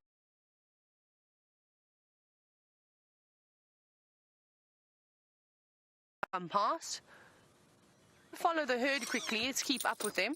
The males have actually got their breeding colors at the moment, which is quite spectacular. They're not wattled starlings, are they? Yes, they are. They are indeed. At one point it looked like an oxpecker. Now these are beautiful birds, and we typically see them around with, and it's quite typical to see those wattled starlings following the buffalo. They sort of, like the rest of the birds, follow them around, and as they're kicking up all the insects, of course they've got a free snack. But we'll try get in front of the buffalo herd again and see if those starlings land and give us a little bit of a show. And just catch up to the buffalo. Hello. Oh, that's not good. I believe that Byron's putting on his rain covers, and we haven't felt any drips or drops just yet, but it could still be moving in. It's bizarre. It's sort of just threatening at the moment where we are. Lots of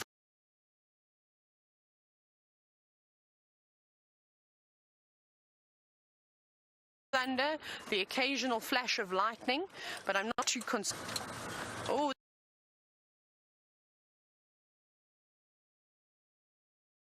that's not good. I believe that Byron's putting on his hair. Oh, here come all the starlings. So I'm just watching them as they fly over the top of me now. When you hear the thunder sort of rumble, then you should count sort of in thousands until you see a flash of lightning. Now, I don't know if this is true. Of course, this could be one of those things that fathers just tell their children. And he would say that you have to count in thousands until you see the first flash of lightning. And when you see that first flash of lightning after the first rumble, that will give you the distance in kilometers. Now, like I said, it's just fun and games, just a little joke, but I always used to listen to that. And I've just seen some more lightning as I've said that. But like I said, I think it's in the distance. I don't think it's particularly right over the top of our head. Kirsty has just told a little whisper in my ear, of course, that her dad said the same thing to her. So possibly it's true. Maybe my dad didn't tell me too many fibs growing up. He used to try and trick me all the time. That's probably why I'm was such a problem child. No, I'm just teasing. I wasn't too bad. Hear that thunder? It's so beautiful. I say it's beautiful now because I'm sure most of you have worked out I'm not a fan of thunder, but I've got Eggsy to keep me company, and he'll keep me safe. Hey, Eggsy. No, he says no, he's not. Oh, now I felt a little drop. And clouds look a little bit too high, so I think we'll be all right for a little bit longer. You can see, though, let's have a look at the buffalo. They've seemed to have settled down quite nicely now, even though they've just lost a member of their herd. But I think this has been happening quite often to these buffalo. Now, I'm still waiting. Kirsty, has nobody said they want to hear me sing the Nkuhuma theme song? It makes me very, very sad. We're going to quickly look and see if anybody has said. I just need one yes. That's all I need, and then you're going to hear it. Fantastic. There we go. There's a few of you now saying, right, let me just practice, get my voice ready. Are you ready, buffalo? And I apologize because it's going to be a little bit of an insult to the bus. That's all I need, and then you're going to hear it. Fantastic. There we go. There's a few of you now saying, right, let me just practice, get my voice ready. Are you ready, buffalo? And I apologize because it's going to be a little bit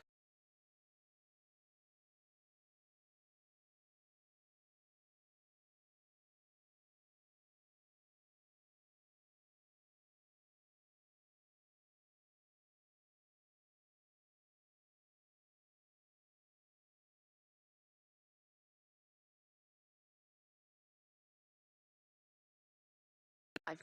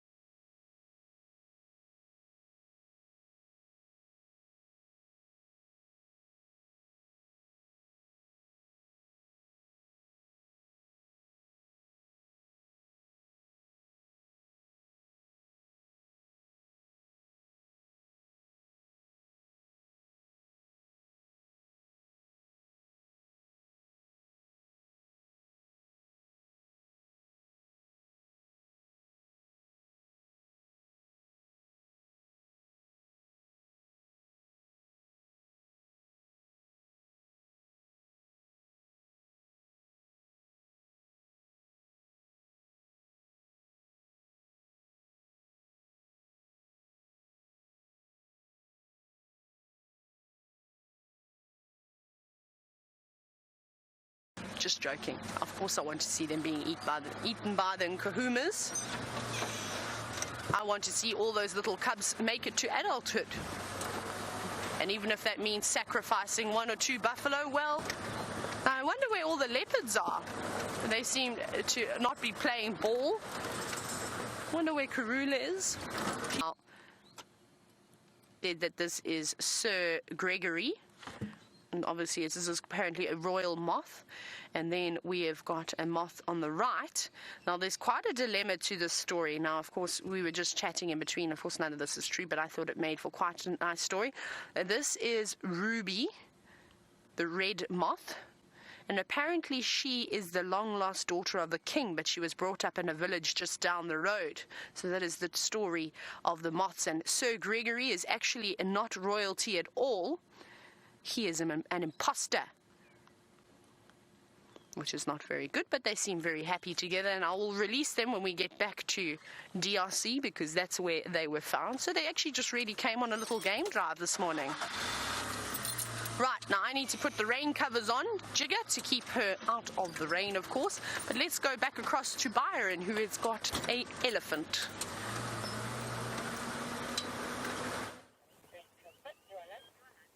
We have indeed found an elephant, and we were saying while we were driving down, remember I said we had fresh elephant dung in the tracks, and I think this is the elephant that we've been following, and we found him just off the road. We just quickly put our rain covers on.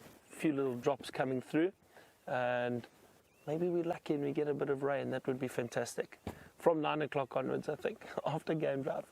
But so great to see this Ellie bull. He's been so relaxed and very interesting to watch him feeding. Look how he uses his feet, scrape up some sand. He may dust bathe a little bit there. Let's see what he's doing. Oh, I think he's trying to get to those roots. That's what it is. Yeah, watch that.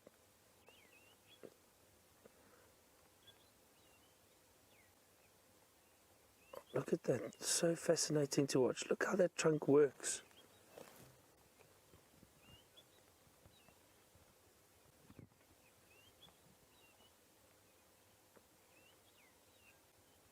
Yeah.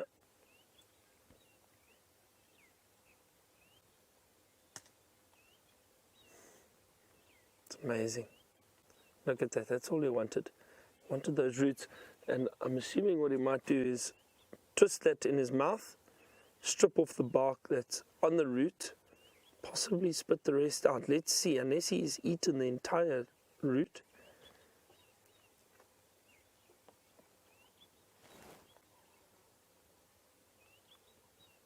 It looks like he's eaten the entire root.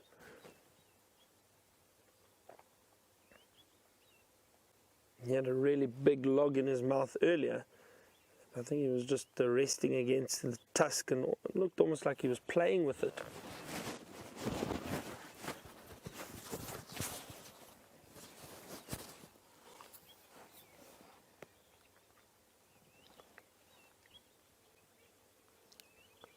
I can watch these big elephant for ages.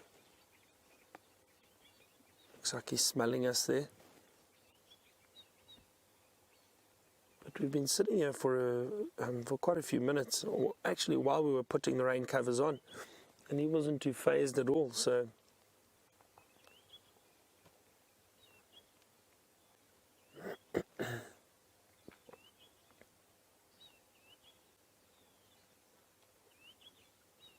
may use his feet again. Yeah, there we go.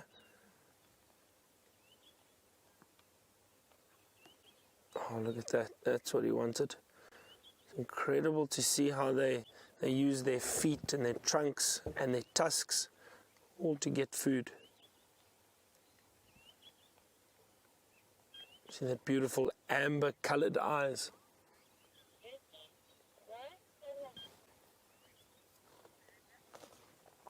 So Melinda has asked us a question, why so much work for the roots? Are they perhaps juicy?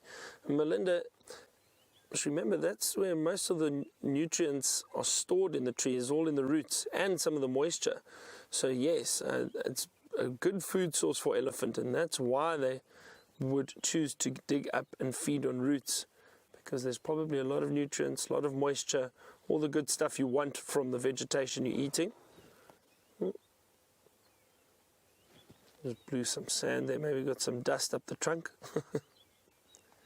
See how he picks that root up. It's fascinating to watch him feeling around with the tip of that trunk. How they're able to pick up tiny little sticks like that, or break large branches. Amazing tool that they have. Looks like he's being quite picky with what he wants to feed on. We need to remember, I mean, even though he's being very fussy and choosing specific routes over here, he will still feed on a lot of food during the course of the day. Big male like this, about between 200 and 300 kilograms of food in a day. It's a lot and lot of vegetation.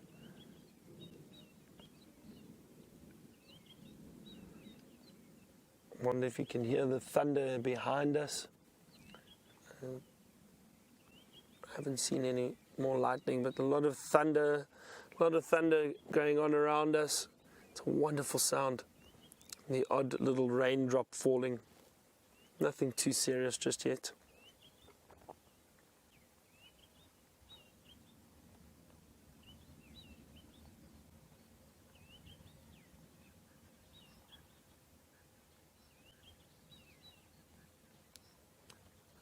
A little part of me would like it to rain while on drive, though, because I haven't been in the tent yet, and I'd love to go and sit in the tent and see what it's like presenting from there. It could be quite fun.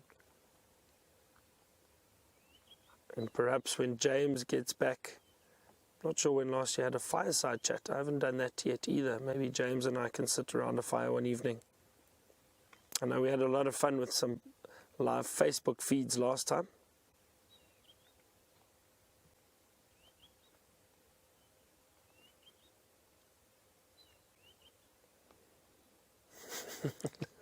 He's just resting his trunk now, look at that.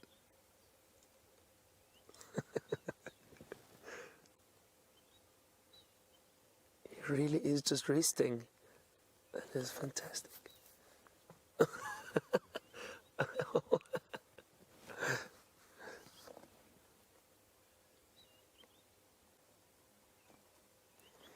I can hear some ground hornbills in the distance.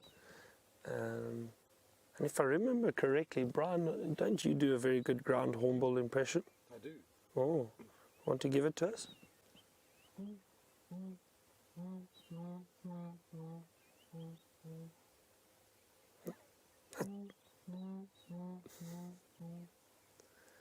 That's very good. I wouldn't be surprised if they join us shortly.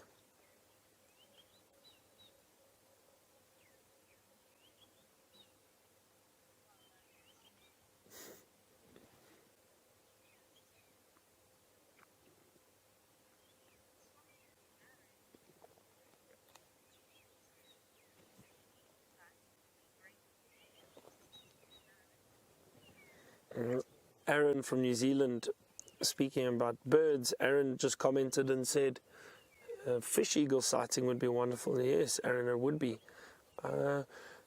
Yesterday, unfortunately, when our comms were down a bit, we were struggling with our communications, but we went past Arethusa Dam and a fish eagle was sitting around there, even though there was no water around, or very little. It was interesting to see a fish eagle, but we saw him briefly and he took off and flew away. But it was nice to see him. Just south of here, there is the Sand River. So that basically runs through Londolozi and Mala Mala, so south of where we are. And there are a lot of fish eagle along that river, plenty. I've seen them fishing there, especially the dams close to those to that river. I've seen many fish eagles fishing and flying about. Especially now with this drought, those types of birds, those water birds would basically, they all congregate around the little bits of water that are left. So that river is a good area for food for them, and most of the water birds are all found around the rivers at the moment.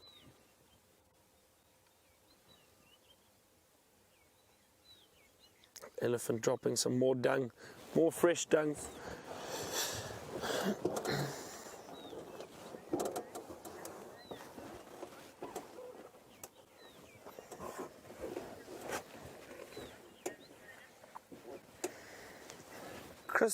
Christopher from Arizona would like to know, what will an elephant eat if it has an upset stomach? So Christopher, let me just move. I'm going to try and move around for us and see if we can get a bit closer to this bull again while he's moving. So Christopher, the elephants won't change their diet necessarily. They'll still feed on all the vegetation around. There are a few trees and plants that traditionally locals would use when their stomach was upset or for stomach ailments. I don't know how accurate that is, if they have been proven and tested, but you never know. Those elephants could possibly eat some of those trees. I think one of them is a brown ivory, and perhaps an elephant could feed on that, but generally I don't think they would change their diet at all. They'll continue to feed on the vegetation that is around. Okay, let's see if we can squeeze through these gaps here. Watch out, Brian. Here we go. Let's see, he still seems very relaxed. There we go.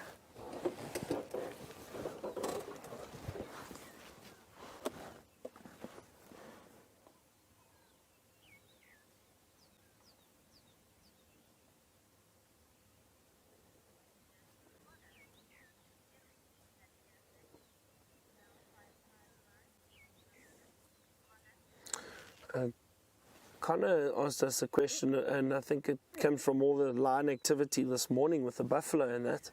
And Connor would like to know, have we ever seen an elephant being taken down by a lion or hyena?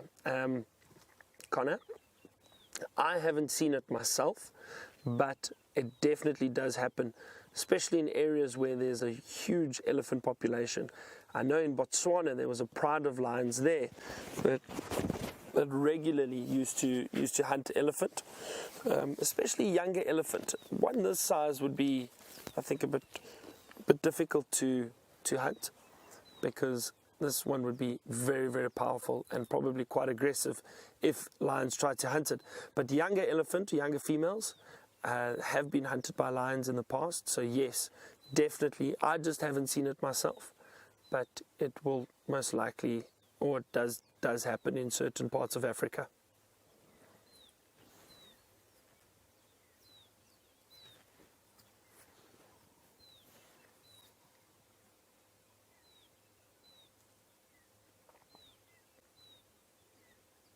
So lovely. This bull is so relaxed. It's a younger bull. It doesn't seem like he's very old. I would guess probably about 25 to 30 years old. Again, it's always, I always say it's tough to gauge the age of animals. You can tell generally by size, and if you look at the forehead of that male, you have that little indentation just above the eye, and those indentations become very prominent the older they get. So this bull, it's not as prominent, and I think he's got decent sized tusks, but that's also not necessarily a way to gauge age, because tusks vary in size. So I would think he's maybe somewhere around 25 years old.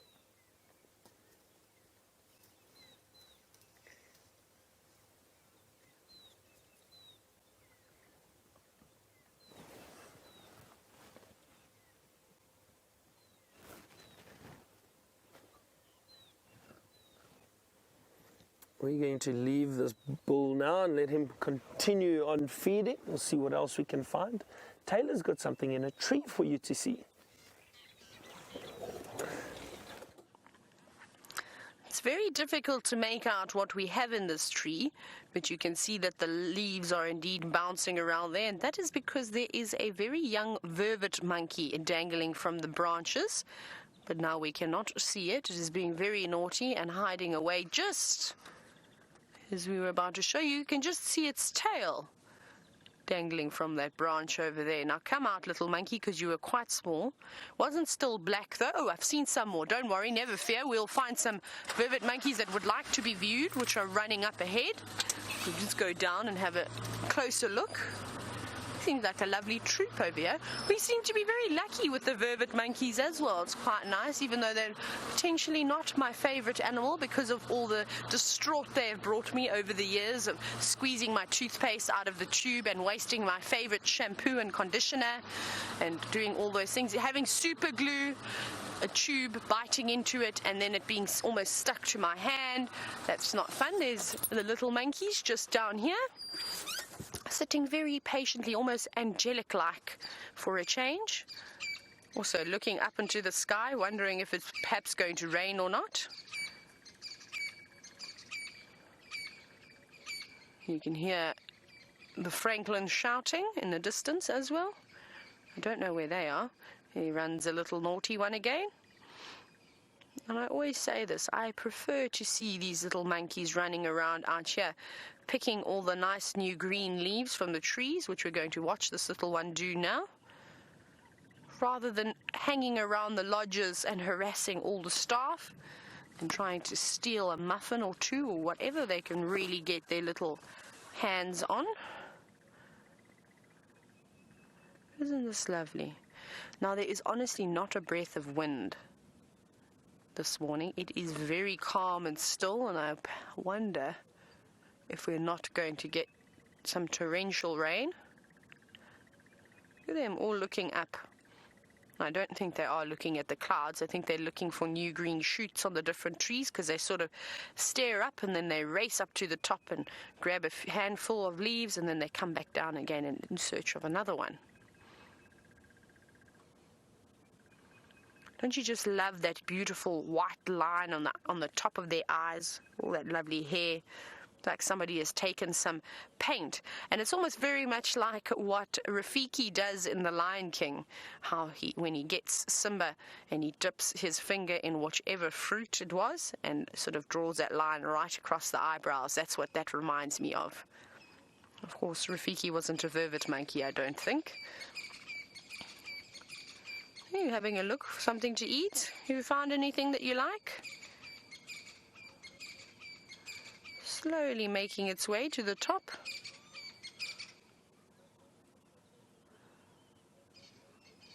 There are so many different sounds at the moment. I can also hear the Burchell's cuckoos calling in the distance, so perhaps we are going to get some rain. I do stand by them and believe that when they do give their call, it's about to rain or it's going to rain. And we haven't really heard them over the last few days, but they are back and calling quite a bit. There we go, found a little leaf that passed the quality control. There's some zebra alarming in the distance as well. Perhaps we will try and follow up on where and why they are alarming.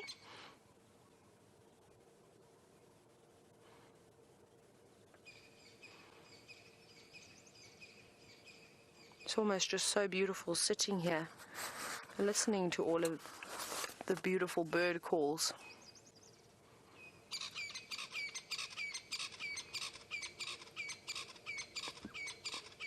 Let's try to find this francolin that's calling. It sounds like a crested francolin. Let's have a very quick look. I want to confirm as to who's making all this racket. Oh no, it's not a crested. It looks like it could be a natal. I did see a crested run past earlier behind the monkeys. Let's see. Oh no, maybe I'm right, but going a bit blind. This light is hot. No, it is a crested. I was right. I should always stick to my guns. There they are. The two of them making all that ruckus. Yes, we've come to see and watch you. Oh, they're having a bit of a dispute there. Did you see that one get chased? Let's see if it's going to happen again. Yes. Look, coming up from the rear. I wonder if these are perhaps two males having a bit of a territorial dispute here. And that's probably why there's so much shouting. Look at them. Racing. Oh, yes. Definitely seems like maybe a younger male has come in when it shouldn't be. I don't think it's a female. because they seem to be pecking each other, and I don't think that that is their courtship. I'm sure the male wouldn't want to try and peck the female. Look at that, eyeing out from the right-hand side of the screen, watching very carefully. And it's very impressive as to how quick they can actually run. Let's see, there's going to be a show right in front of us. They're coming right towards us now. Ooh. One in front being careful just to stay ahead and not lag too far behind, but also trying to look for some food at the same time.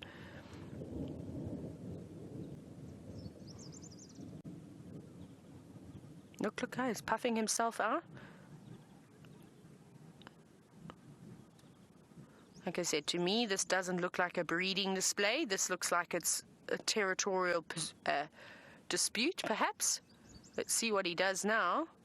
Maybe it is. I could be wrong. She's also starting, or he is also starting to fluff himself up. But I've never seen it.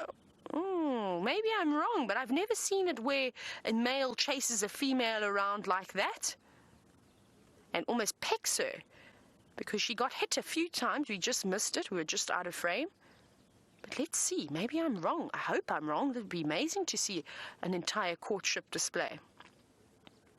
Let's see. Please be wrong. Please be a female and a male.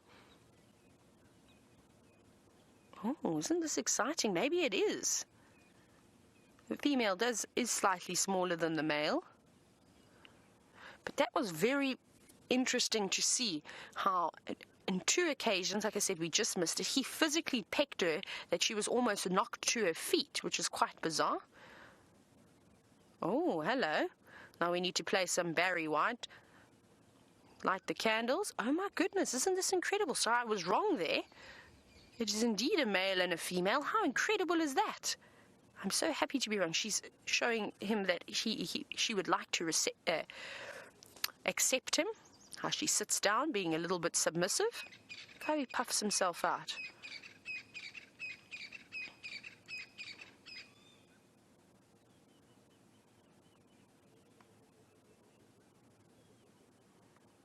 Oh, wow. I've never seen this before. Like I said, this looks very much like a breeding display. Perhaps he was just trying to get her attention, into bullying her into submission, and now he has won her over. See, she keeps sitting down saying, I'm waiting for you, I've accepted you, make your next move. You see that? How horrible is that? You don't peck your future wife on the head. That is not very nice. And I've heard that there's a technique that men like to use in courtship, is to not pay your female companion too much attention. Oh, look at this. There we go. They're going to mate. Oh, my goodness. Isn't this exciting? That was very quick. That was incredible. That is the first time that I've ever seen these 2 species of birds, these crested francolins, mating. And that was amazing, and that was such interesting behavior, to see how aggressive he initially was towards her by sort of running and trying to bash her over and bowl her over, to pecking her on the head, to eventually ruffling his feathers out and showing how beautiful and how big and strong he is. He was also vocalizing quite a bit. There we go. She's saying again that she's ready. That was phenomenal. I've learned so much today. It has been incredible that lions will turn down carcasses when they're in abundance. And now worked out that the crested francolin mating ritual is actually quite aggressive. That is bizarre.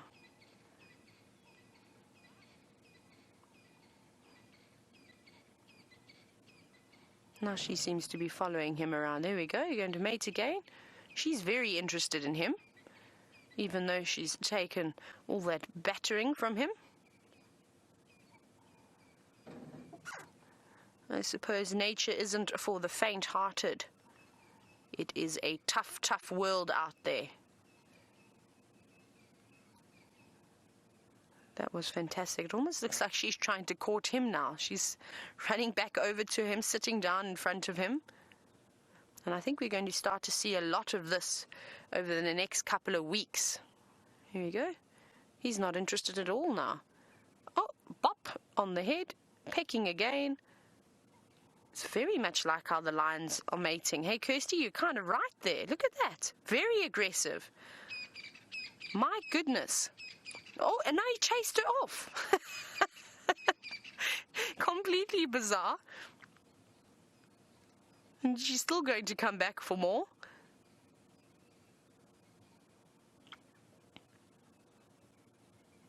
That was fun. I keep saying phenomenal, but I think that that's the only way to describe what we've just witnessed. Normally, when we see the males trying to do the hard work, they provide the females with presents, with food. They sing for them. They open their wings and show their beautiful feathers, do a beautiful dance, and try their absolute best to entice the ladies to choose them. And here we have a big crested francolin, a beautiful male who's not really having to do much work at all. This lovely lady is very interested in him. And he's pecking her and bossing her and bowling her over. That's unusual behavior. I'd love to have a chat to Byron about this and see what his take on this is. This is amazing. I think I have seen a display before, but not in this aggressive manner. Normally it's them fluffing themselves up and making themselves look nice and good. But to see that very aggressive behavior towards the female, I find that quite strange. And again? Oh, we're counting, so this is now going to be the third time. No, he's not even mating with her this time. No, he didn't mate with her, so it's only been twice since we've been here. I'm going to actually look at the time. I'm going to keep note of this. We've been here for probably about 5 minutes now. I'm just going to do that. I'm going to also get my notebook out and make a note of this before I forget. So if I go quiet, I'm just writing, because this is very interesting to try and work out how often and how frequently they will mate. Like I said, we've seen it twice. The third attempt was not successful.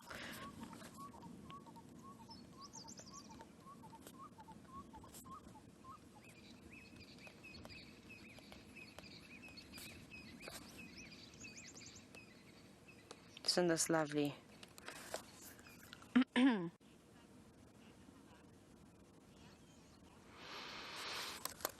Now we're watching them, and he's, like I said, he's just not showing any interest in her at all. He seems to be moving off, and she keeps presenting herself to him. Sorry, Kirst, I didn't quite hear that question that you just sent through. Ah, Mia. Hello, Mia. You'd like to know if the francolins mate for life. Now, so many different bird species that we see are indeed monogamous. I think they've disappeared. Sorry, I was just quickly making a note. And from what I know, I'm sure that they are, but I do want to double check. Yes, sorry, they are indeed. I want to just double check how many eggs they lay. I want to see what we're going to expect. So I'm just quickly reading about their clutch of eggs. So normally they have between 5 and 6 eggs, and they have a little nest that they make in the grass. And it also says here that they're only incubated by the female. So very much like Mr. and Mrs. Magpie Shrike. So I presume that the male will have to feed the female. Now, another thing I just want to very quickly check is I want to see what the incubation period is. Let's see if I can find it. This is just very interesting, and I want to have a look while we're here. Where's breeding? Breeding, let's see if there's an incubation period. And also just quickly going on around here, I'm just reading about the display. It doesn't say anything about any aggressive behavior at all in the courtship, which is quite fascinating. And it does say, like I was saying, normally it's the males that do all the hard work, but it seems as though the tables have turned. And this is what I find so interesting, is that everything that we read and what we're told about, it doesn't always happen. We've had a clear case now where it's been the complete opposite. Yes, the male fluffed himself up quite nicely, but he was being very aggressive and assertive towards her. So I just want to quickly check. It doesn't say anything, unfortunately. Oh no, here it is. Let's go. Let's see here. So they say that the incubation period is very much similar to that of the magpie shrike, but a little bit longer, between 19 and 22 days. So that's actually quite interesting. Remember, I said that the magpie shrike incubation period is between 16 and 19 days. So that's exciting. It doesn't say anything, in fact, about how many times they'll mate, but perhaps we'll be able to sit and observe for a little bit longer and make a note of it ourselves. And that's what's so interesting. But let's go back across to Byron, who I think is also got a bird of some sort.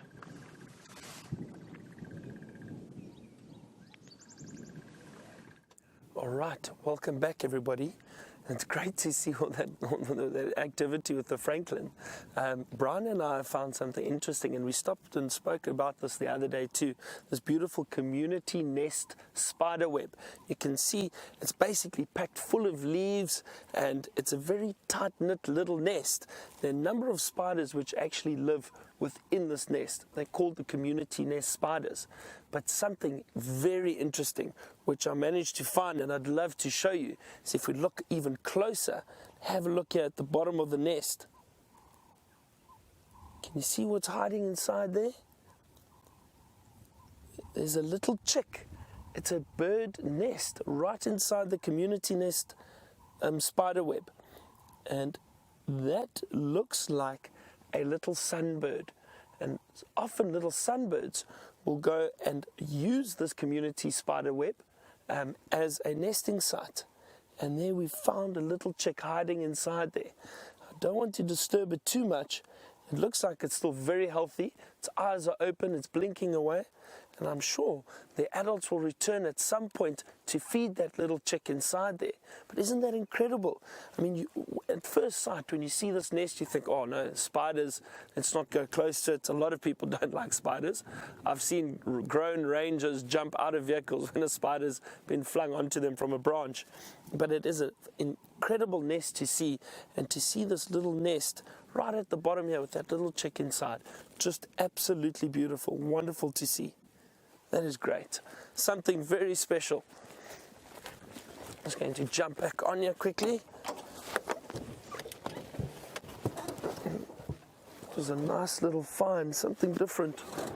It's not often you get to see one of those little nests and a little chick inside. I'm glad we got to see it.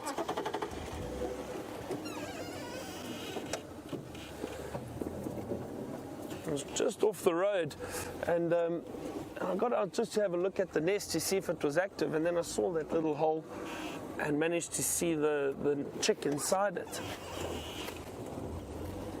Really, really special.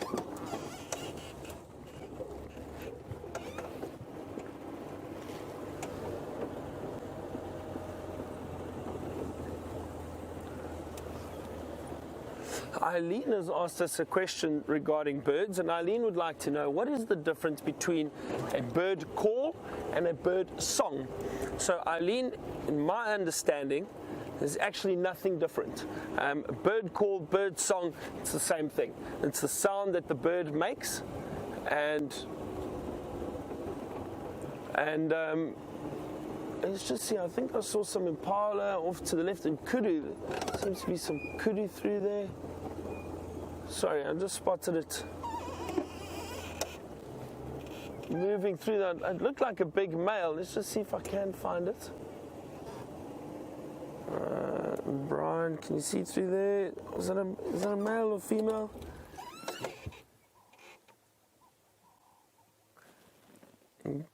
But difficult to see. It's amazing how well these kudu can just disappear into the thickets.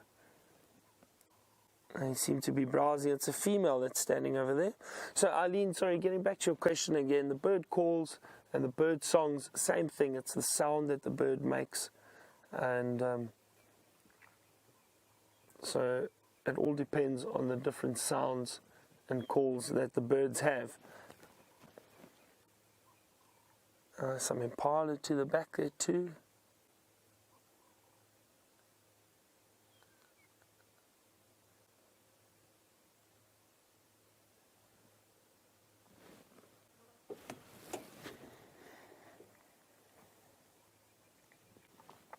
We still on our search for any signs of leopard, and nothing yet this morning.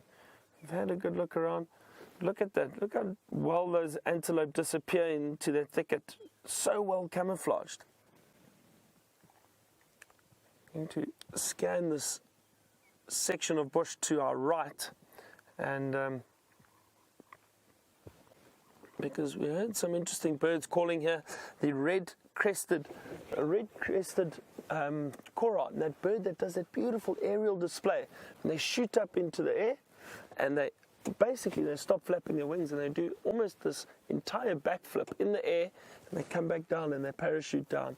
So I'm going to see if I can find one for you. Let's just have a look. It was calling in here earlier. Just drive around, but they are ground birds, so they're not very easy to see. Very well camouflaged.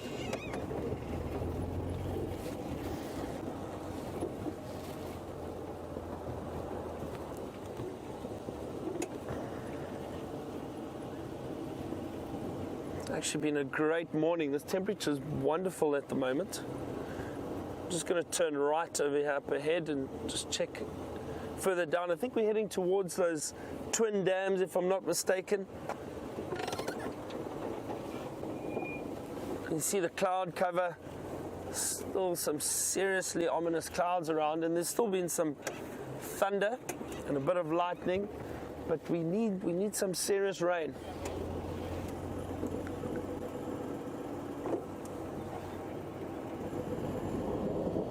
There we go. Can you hear that thunder? Oh, we've got some zebra up ahead.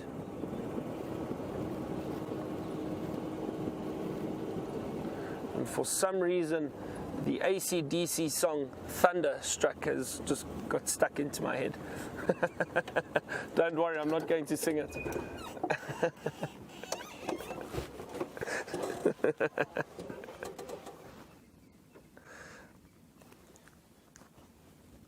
There we go, another dazzle of zebra.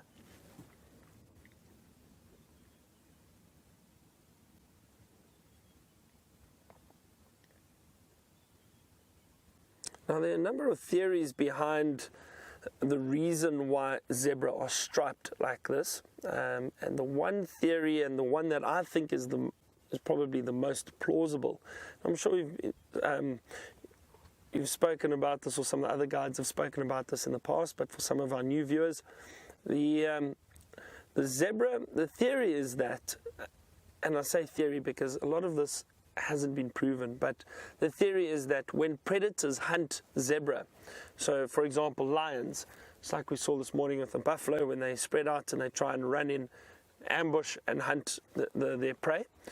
With the zebra, what they do is they run together in a close herd, and with them running together like that, it makes it difficult for the predator to distinguish between each individual, because with all those stripes, it's almost like they blend in, and the camouflage helps them to blur the shape and the whole group moving together. So the theory is that it helps them with camouflage and to get away from predators when they are being hunted. I'm not 100% sure if that is true, but it does make sense to me. And I mean, you can see, I've looked. When they are in a group together and moving together, it is even difficult for us at times. If you just look at the body, when they're walking, sometimes to judge where one starts and the other one ends is a little bit difficult. So I think that's probably quite true. Well, I think so.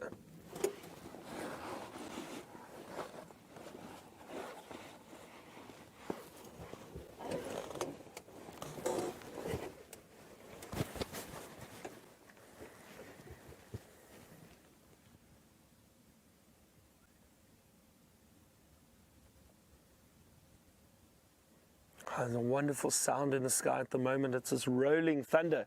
It seems to be carrying on and on and on. Wonderful. That's great. I could hear some screeching brakes. I wonder if that isn't Tayla nearby. Vehicle brakes. Both of ours seem to be making a little bit of a noise at the moment. Could just be another vehicle too.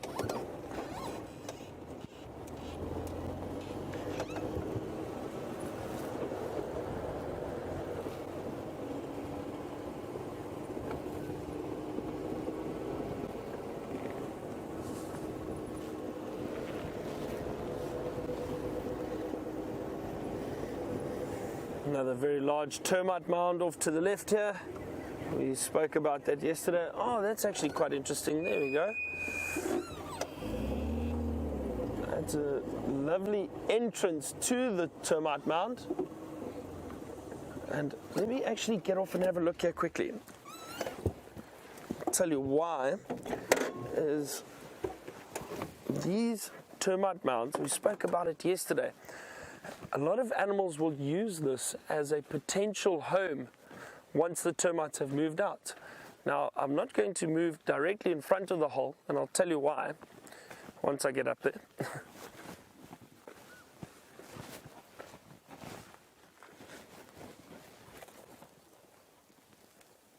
So, what happens is, animals like warthog especially will use these abandoned burrows that may have been dug by a porcupine or aardvark or anything like that. And what happens is the warthog reverse back into the burrows and they sleep there during the evening, and then in the mornings they'll come out and go and feed. But what happens is if a predator comes and disturbs the front of the burrow or walks closer, if they feel threatened, those warthogs will run out very, very quickly, and they've got those sharp tusks literally facing outwards, so you can imagine that can cause some serious damage. So whenever you're walking through the bush, you never walk in front of a hole like this, because there could be something inside that would get a fright and run out, and that could cause some damage, especially a warthog. So I don't see anything in here now, and this looks more like a possibly a little porcupine burrow. It doesn't look quite big or deep enough for warthog, but I think perhaps porcupine have used it, and this was maybe started by an aardvark that was digging and looking for food for those termites in the termite mound. And what happens is usually they'll use it, and they'll use it as a home or a den, and once they move out, you'll have other animals that will use it too. So porcupines, the warthogs, wild dog, hyena, all those animals will use these abandoned termite mounds. It's incredible. They really are fascinating. It's amazing how nature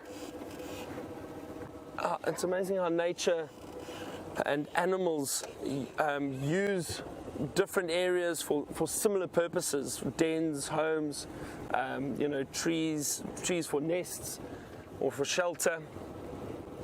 It's nice to see something like that. We're going to continue our search for any leopard signs. While I do that, let's see what Tayla's up to.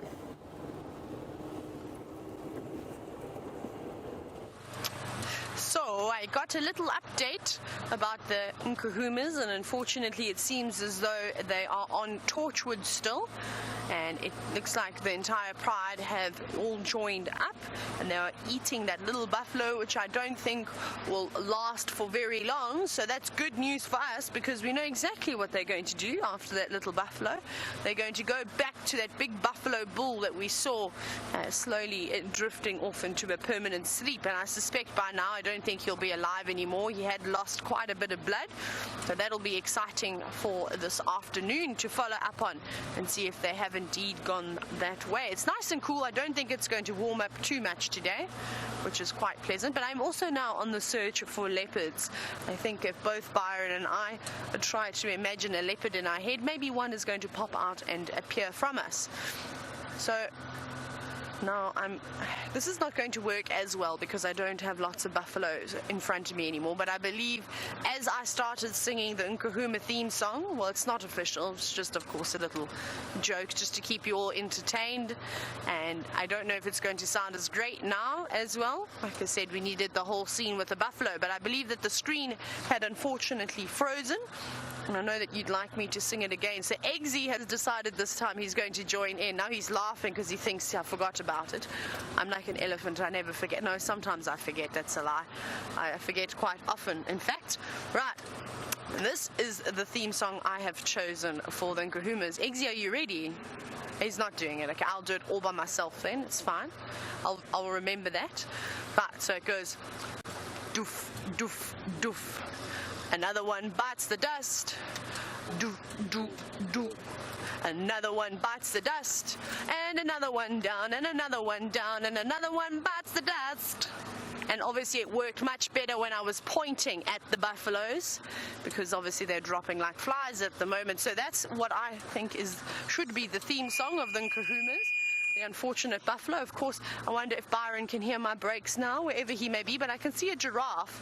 Let me go back a little bit more. Can we see him there, Eggsy? There's a big giraffe staring us down. So I've parked on a little bit of an incline. You can see that tall thing in the distance. That's in fact a giraffe looking at us. He didn't appreciate my squeaky brakes. I'm sorry, Mr. Giraffe. It's quite funny that you can see his teeth when he chews and his bottom jaw moves to the side. You going to come towards us, or are you just getting a better look, staring at us straight through the trees? I feel a little bit intimidated by this giraffe. But look at these little ossicones. They're so funny how they curve in towards each other. And there's been so much happening today. Elephants, buffaloes, alive, dead, giraffe, lions, lots of lions, zebra, of course, and all sorts of other things. We haven't said hello to any impala this morning, have we, Eggsy? That's not good. Suppose we should find an impala then and greet it. I think they can sometimes feel a little bit left out when we just drive past them all the time. But they are everywhere and they keep running away from me. So when we find the perfect impala that will stand still, I think we'll give that impala its debut. Now, let's carry on from this giraffe though. I'm going to check all along these drainage lines around Rebecca's Road and Zoe's Road and all those areas that Karula likes. Now, I think that's exactly what we're going to do. I'll keep you updated and let you know if I find anything, but let's go back across to Byron, who seems to be the elephant whisperer this morning.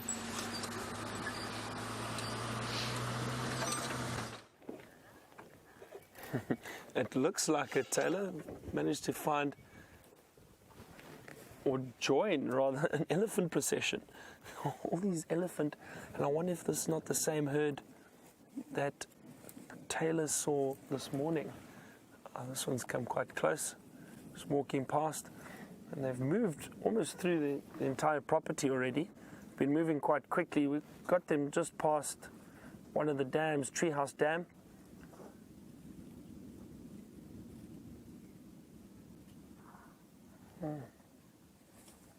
But there's so many here. There are at least 30 or 40 elephant. A lot of youngsters up ahead. It looks like this male has come through and has just joined the herd.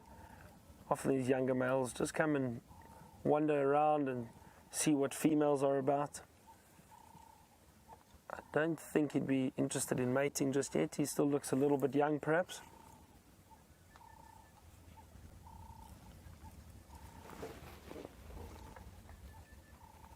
My absolute favorite, to be able to sit and spend time with a herd of elephant like this. Have a look down the road, if we can see just off to the left of those elephant. Look how many youngsters there are walking through there. Different ages, different sizes. A lot of elephant.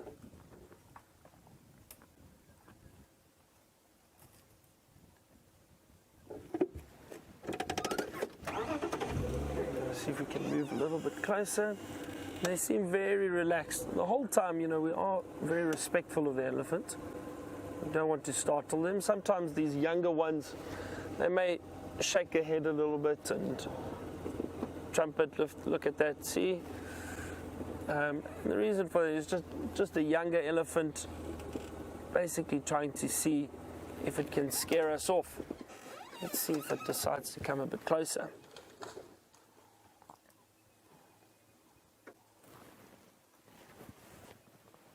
I think it's also a learning curve for them. They just want to see what we are and if we're a threat, if we're dangerous. Sometimes you get a little head shake from them. It's very entertaining to see.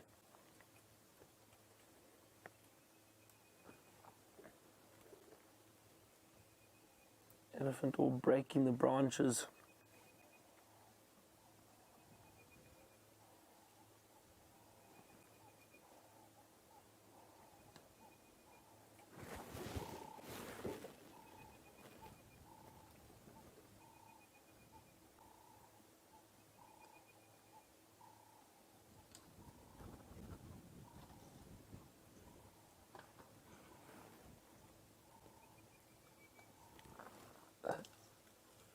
I just heard a, hold on, there's one coming right next to us.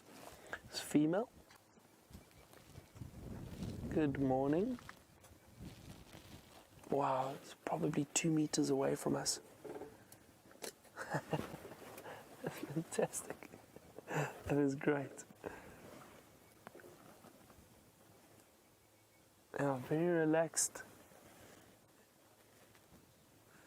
Does look like she's got a kink in the tail there. Look at that. That's interesting. That could have occurred from as early as birth. Maybe the tail didn't develop properly.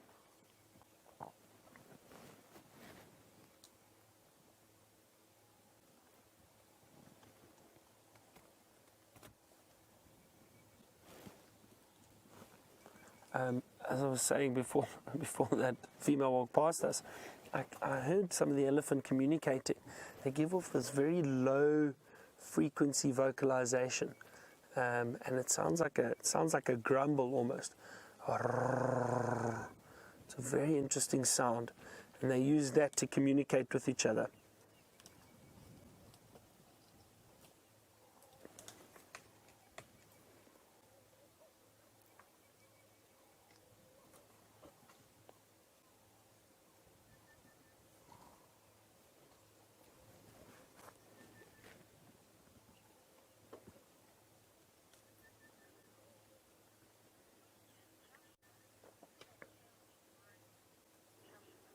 And Joshua has asked us a question about the tail, and Joshua wants to know, could that tail be broken? Yes, Joshua, possibly. And it may have happened as an adult, but it could also have happened at birth or at a young age, and it just didn't grow out properly. So yes, it's probably broken at the end there, but it doesn't look like it's affected this elephant in any way.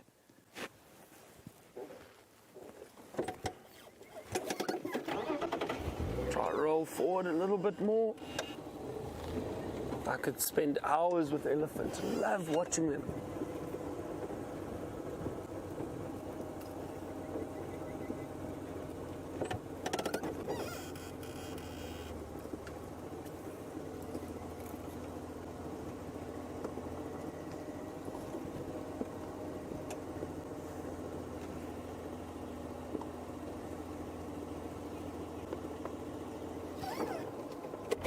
A young one feeding off to our right.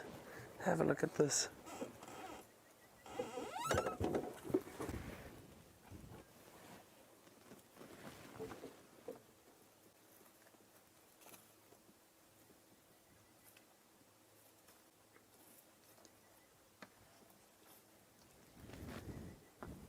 See those little tusks that have just come through there.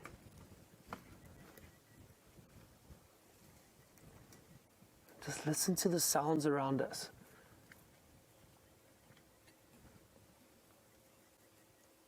Branches breaking, trees being rubbed up against.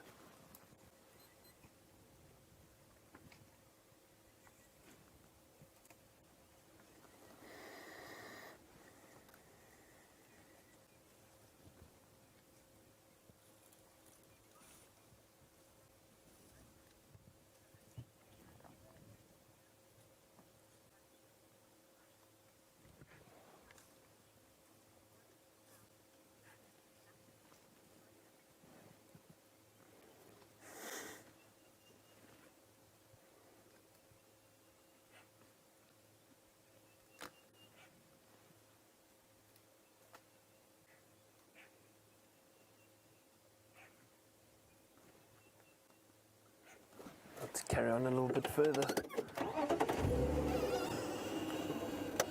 We really are almost surrounded by elephant at the moment.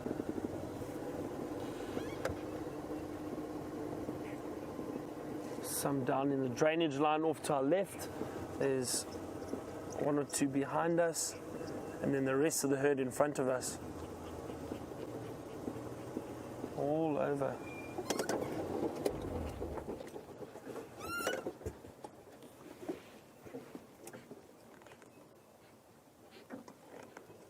Some lilac-breasted rollers flying around.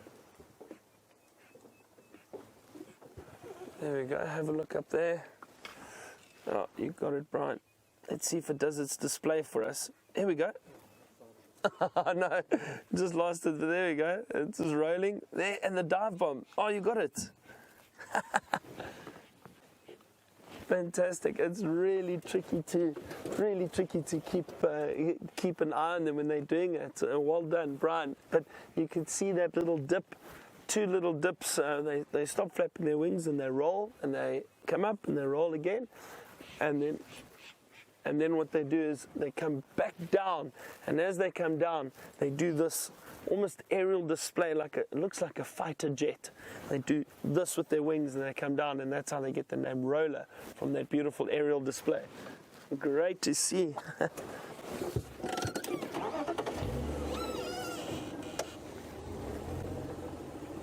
It seemed to be moving along a little slower at the moment, not as quickly as they were in the beginning.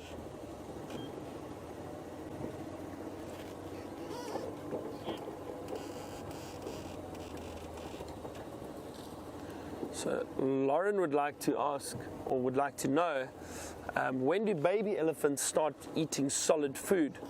So Lauren, I've seen youngsters from a few months old try to start feeding on vegetation, but I would say from about 6 months they really into feeding on little bits of vegetation already, but from a young age they start and they learn from the adults. But it's interesting, I look at this, see how that elephant is rolling that branch in its mouth? Again, we spoke about it earlier with that male. They try and strip the bark off of the branch so all the nutrients are, and that's exactly what this elephant's doing. And she will most likely drop that branch when she's finished, and that's exactly what she's done. And look at that, stripped completely clean. She's taken all the... Oh, that male just came in and pushed the little one out the way. He's trying to get closer to that female. Males can be so boisterous at times.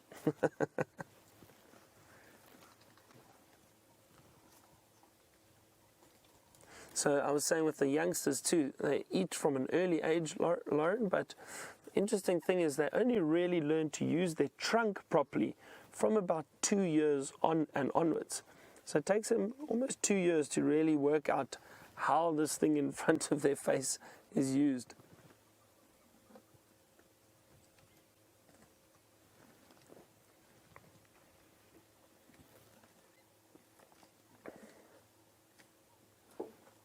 See, she's doing it again. Amazing, just stripping the bark off completely.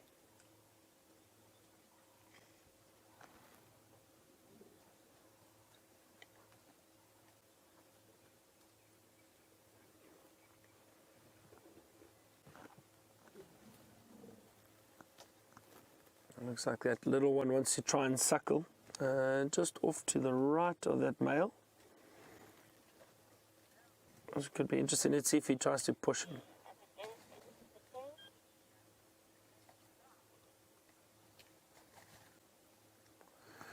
Bill would like to know, and he's just asked an interesting question, is the hair on the tail of the elephant similar to the texture of the hair on the tail of a giraffe? Bill, if I'm not mistaken, the elephant hair is a lot thicker and a lot stronger than giraffe hair.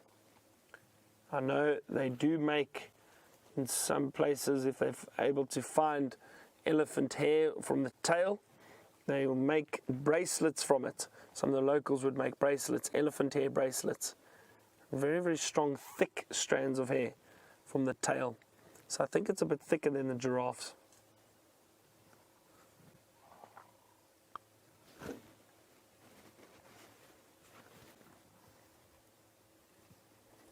This is wonderful. Really had a great morning. Gee, a lot of activity. All the lions, the buffalo, and all these elephant. We've seen some really great stuff. I must admit, though, I think a highlight for me. It was great to see those lions hunt briefly and pull down the buffalo. But the highlight for me was that little sunbird chick in the spider web, in the community nest spider web, in the nest. It was incredible to see. I've only seen little holes in there before. I've never actually seen a chick in one, so it was interesting to see. But I do know they do that.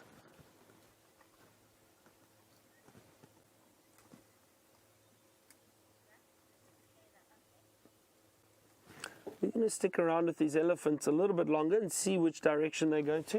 While I do that, why don't you see what Tayla is up to?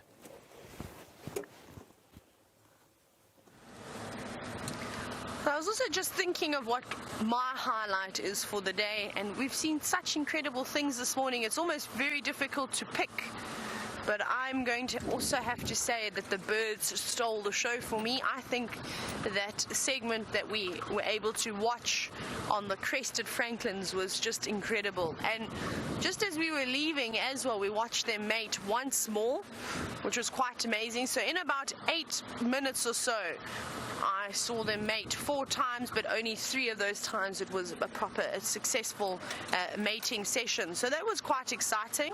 I really did enjoy that. And then something else that you missed, and I'm so glad that you all missed it, let's have a look at Sydney's dam, is that I did a big yawn, and I sort of yawned like a zebra, and I didn't put my hand in front of my mouth, which is terrible of me, and it serves me right for what happened next. A fly then flew into my mouth and didn't stop and went straight down my throat, and I think I can still feel it moving around in my stomach, which is not making me feel so wonderful, but that serves me right for doing that. And it provided much entertainment to Eggsy, of course. He roared with laughter. He had tears streaming down his face as I was not enjoying myself too much. Now I'm going to very quickly have a look at Sydney's dam and just see if there's perhaps anything happening around here. So far it doesn't look too active, but let's have a little look. Oh, that's all right. There's some giraffe. Those will do just fine. Let's go towards the giraffe, and then we'll have a little scan across at Sydney's dam. I'm also just looking. It doesn't seem like there's anything lurking about. Hello, giraffe. Can we have a little scan here at Sydney's dam? You can see it's looking very gloomy today.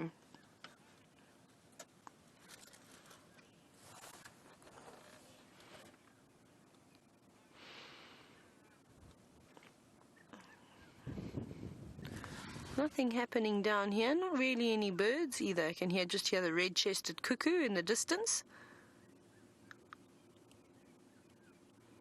A couple of buffalo weavers. But that really seems to be it around here. Let's go forward to the giraffe very quickly. See if they're going to actually stick around and not run away from us like everyone else. Now, Andre, you're wondering what is the ratio between males and females when it comes to giraffe.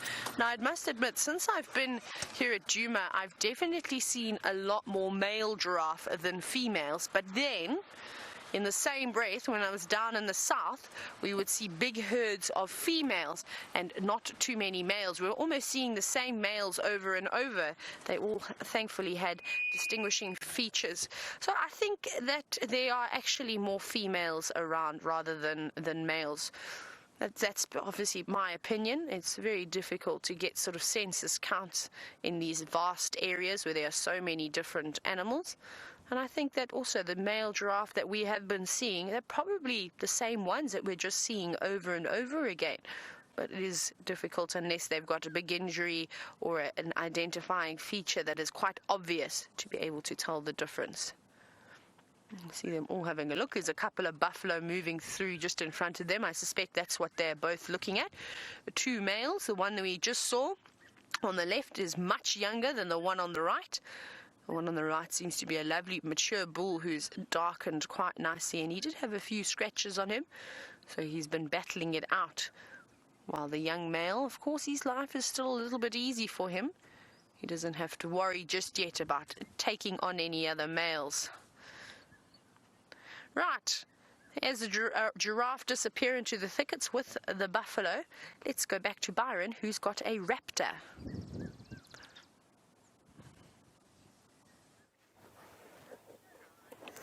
I have indeed got a raptor. Just sit there. There we go. Great. Now I'd like to ask the viewers quickly if you can, those who are very keen birders, see if you can send me an answer and see if you can get what this raptor is. So I'll give you a few minutes. Just watch it. Beautiful bird.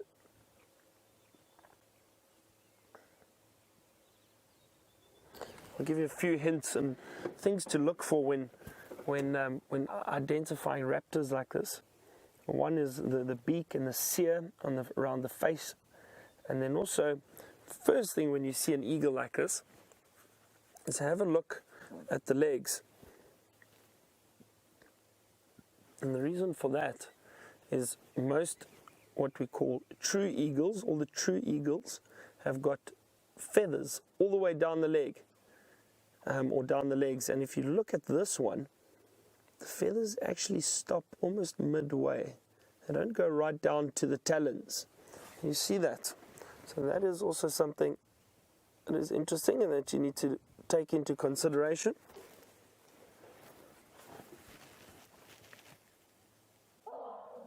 No, that was an elephant.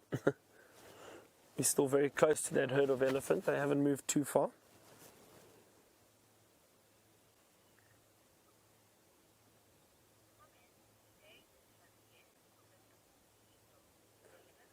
So David has sent in a guess on which eagle he thinks this is, and he said, is it a tawny eagle? And David, not a bad guess, because the coloration of this eagle is brown, this one that we're seeing at the moment, but it is not a tawny eagle. I'll give you another clue. This is actually an immature eagle. It has not reached adult plumage yet. So it's a little bit tricky with immature birds, but it is not a tawny eagle. A tawny eagle is a true eagle. The feathers go all the way down the legs.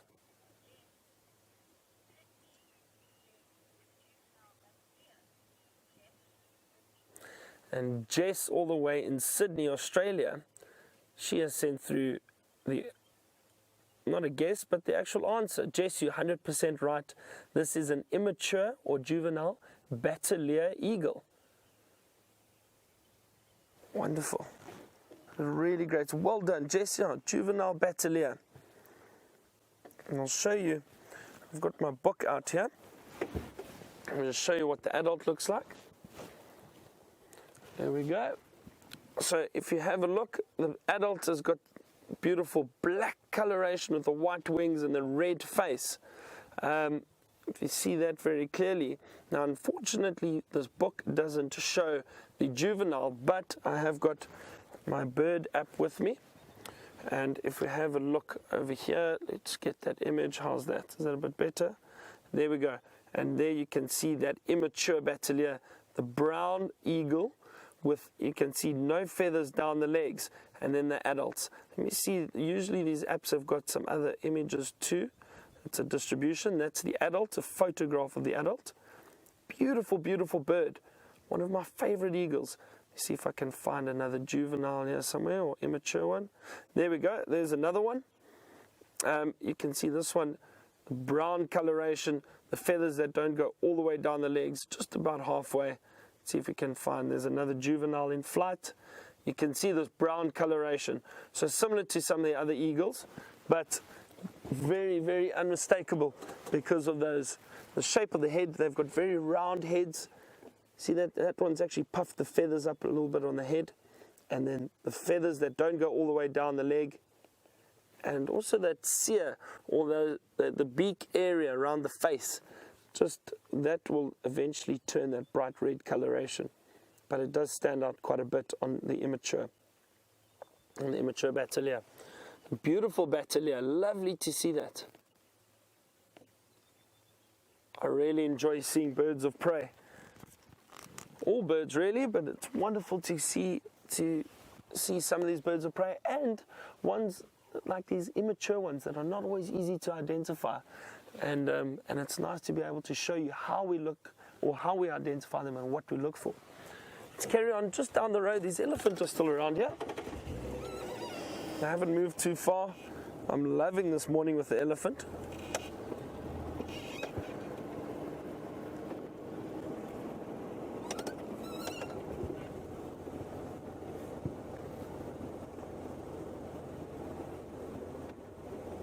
They've been moving very slowly along the road, just feeding, dropping branches as they go. Again, don't want to drive up too quickly, just moving slowly so they don't get startled. But we've been around them for a while, so I think they've really calmed down. And oh, sorry, I apologize. Maybe got just a little bit too close for this little one, but it's just a sign, just a little warning sign, just to say, just please don't come any closer. Just they're wary, they know we're there, but have a look. This one's carried on feeding again. So it was just a sign, just to say, okay, that's far enough, you're close enough, carrying on feeding. And I've always said, a feeding elephant is a happy elephant. So if they're carrying on feeding, then generally they are relaxed and they're happy with us being around. And you can see there's no aggressive sign at all. Usually they'll lift their heads up, open their ears, make themselves look a bit bigger. They'll flick the tail quite aggressively. This one is very, very relaxed.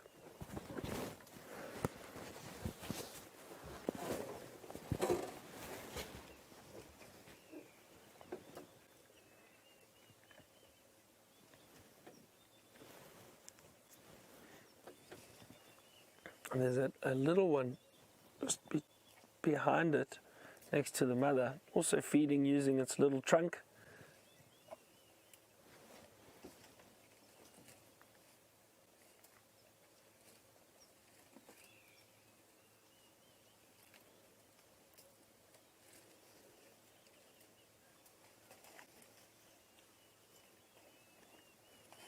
Oh, I can hear the Diedrich cuckoo again calling in the distance, and a few people were commenting yesterday on my Diedrich cuckoo call, and I actually had some guests and friends comment and say that it wasn't a very good call, but I thought it was quite good. The Diedrich, Diedrich. That's Diedrich cuckoo call.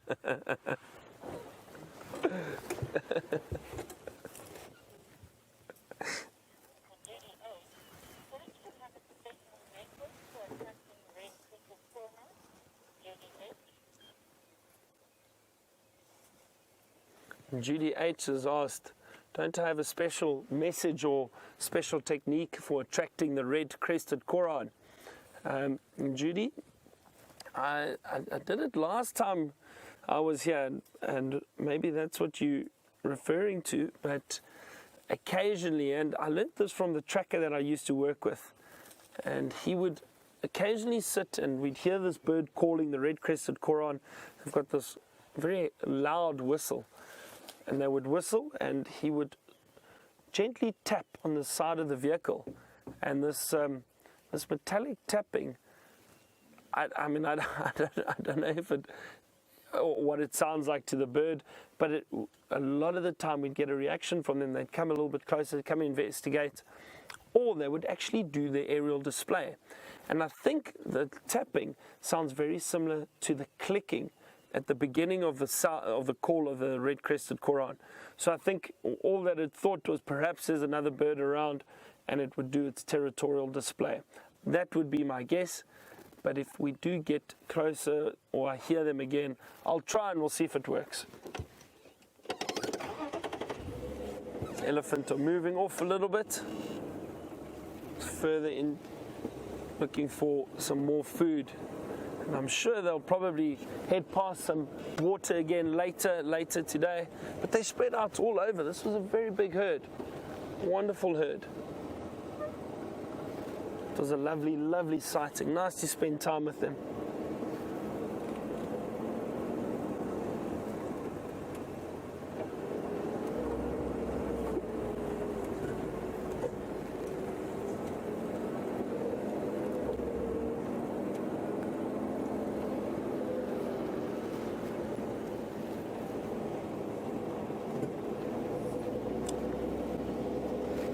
Going to continue our search around these drainage lines. You never know what we could come across. It's still very cool this morning. I wonder what Tayla is up to now.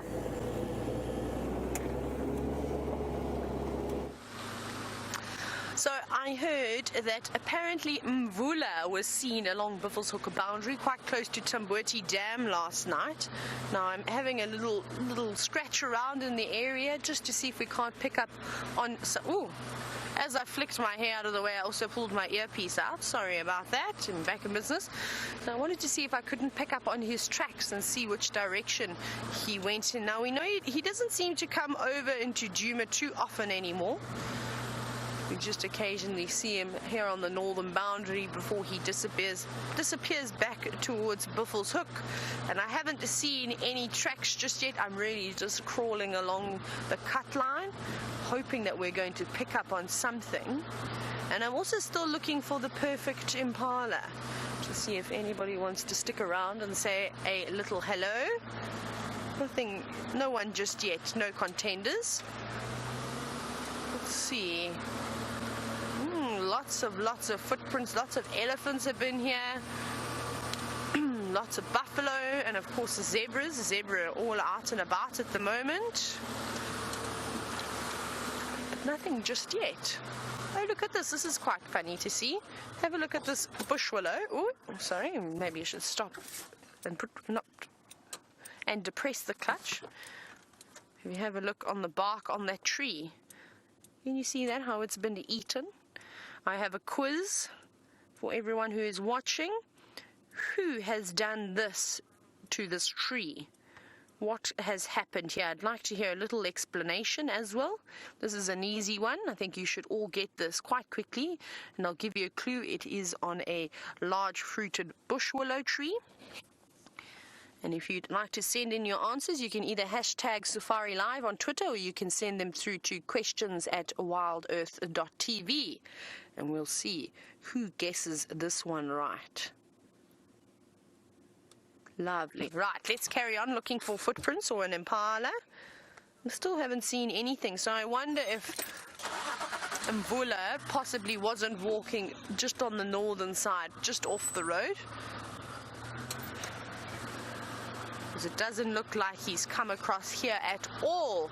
But there are also lots and lots of vehicles around at the moment, so it could have been quite easily that his tracks could have been squashed, being on one of the big boundary roads that are used not only by game drive vehicles, but maintenance vehicles, I'm sure delivery vehicles.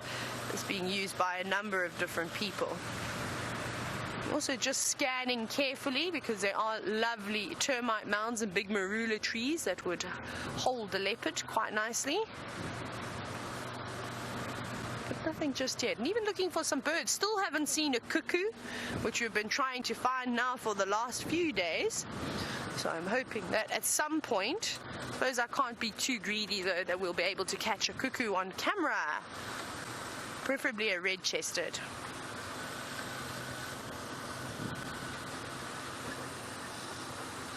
Now, we've got a few answers coming through. I walk in the rain. Guesses a zebra. Unfortunately, I walk in the rain. It is not a zebra. So keep guessing. Keep those answers coming through. And just remember, if you're feeling a little bit shy and you don't want to perhaps send in an answer, it's fun, it's games. No one's going to make fun of you or anything like this. We're all here to learn. Right, but let's very quickly go back across to Byron and see what he's got.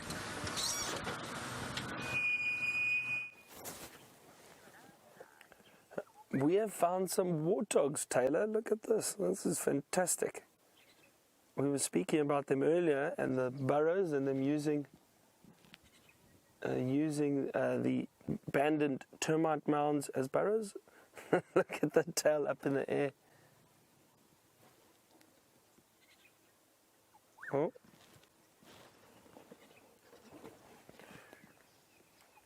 Some large tusks on that female.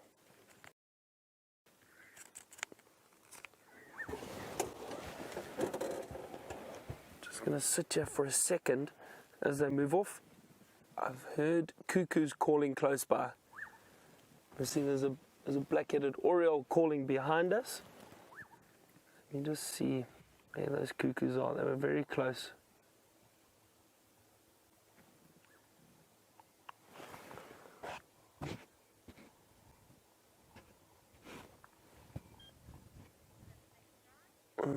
Just trying to listen out for them again. I don't see them. They've stopped calling. Scan the trees. The cuckoos are so elusive. But we won't give up. We'll try and make sure we find some for you. There's a zebra feeding here too. There's a lot going on. Oh, there's a black-headed oriole. Let's see if Brian, just in this tree down at the bottom here, let's see if Brian can get that quickly. I think it just took off. Where did it go? Oh, there he is. Just off to the left now. He got in there.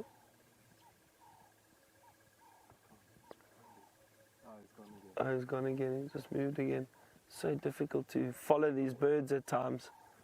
We'll try our best to show you, but it really is difficult, and especially with some of these birds that move so quickly.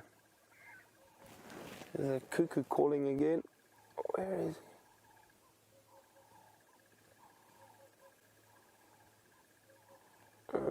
Shucks, I don't see it. Can't find him. Oh well. But like I said, it's very difficult because these birds constantly jump around and fly off. So we might get a glimpse, but then they disappear just as quickly as we see them.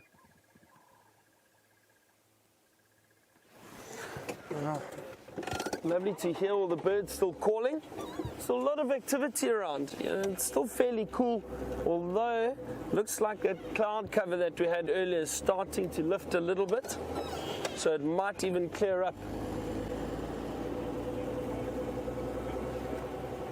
But we've had a wonderful morning, and I really hope you've enjoyed it as much as we have. Thank you very much to Brian on camera and the thumb for keeping me company. You're doing such a great job. And we will see you this afternoon again on our Sunset Safari. Looking forward to having you back with us. Thank you to the ladies in the FC. And thanks, Tayla, for giving us all those wonderful lion sightings. Head back to Tayla and let her say goodbye. We'll see you later. Bye-bye. We've just managed to catch this young zebra foal having a suckle from mom, and it's something that we don't always get to see. And isn't it just beautiful how the two of them are just standing so still with the dark clouds in the background? And there's quite a few zebra here, just taking a moment to relax before they continue with their morning, looking for something to eat. Isn't that lovely? And it's so peaceful. The wind is also starting to pick up slightly, which is good. I hope it keeps blowing in some big dark clouds so that it can rain the whole day and then stop just before the sunset safari. And the little one is finished having a drink now, and now having a look at us. Doesn't seem to be too young, this foal. Probably coming up on almost a year old now, starting to lose the fluffiness on its coat, which they typically have for the first year of their life, just to help keep them warm during those chilly evenings. Now, the gestation period for a zebra is quite long. It's almost 365 days, almost a year exactly.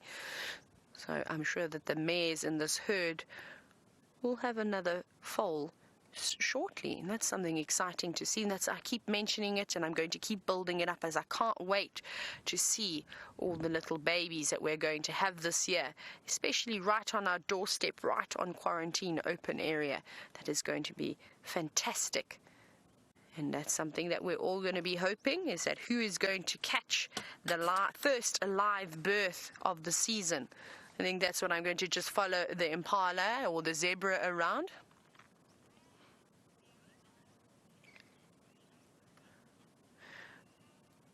Right, Carl, Mary Ann, and Kevin, and many others of you, well done. Your answer to the quiz was indeed correct. You guessed elephant. That was indeed the elephants munching away, trying to remove the bark from that tree. And with it being quite a big branch, there was no need to snap it off. They could really just stand there and munch around on it. So congratulations to you. And for those of you who didn't answer, well, there'll be a question perhaps that you'll know the answer to next time. And don't worry if you got it wrong. We all make mistakes, and this show is about learning. Even I learned a lot today, and that's what makes my day. So for me, I think that it was a great, very successful drive this morning, learning about the Nkuhumas and how they will pick and choose at the buffalo that they prefer to eat, though they had a selection of 3 buffalo this morning. Wasn't that amazing? And you can see the dark clouds, how it's coming in from the north, as though it seems. So please keep your fingers crossed that the wind does indeed blow some more big thunderstorm clouds, and we really do need an hour or 2 of good solid rain for this morning. The birds are very active today, very chirping. I'm hoping as we sit here in the final moments of the show that a cuckoo is going to land on a tree nearby. But I suppose that's probably being a little bit greedy of me.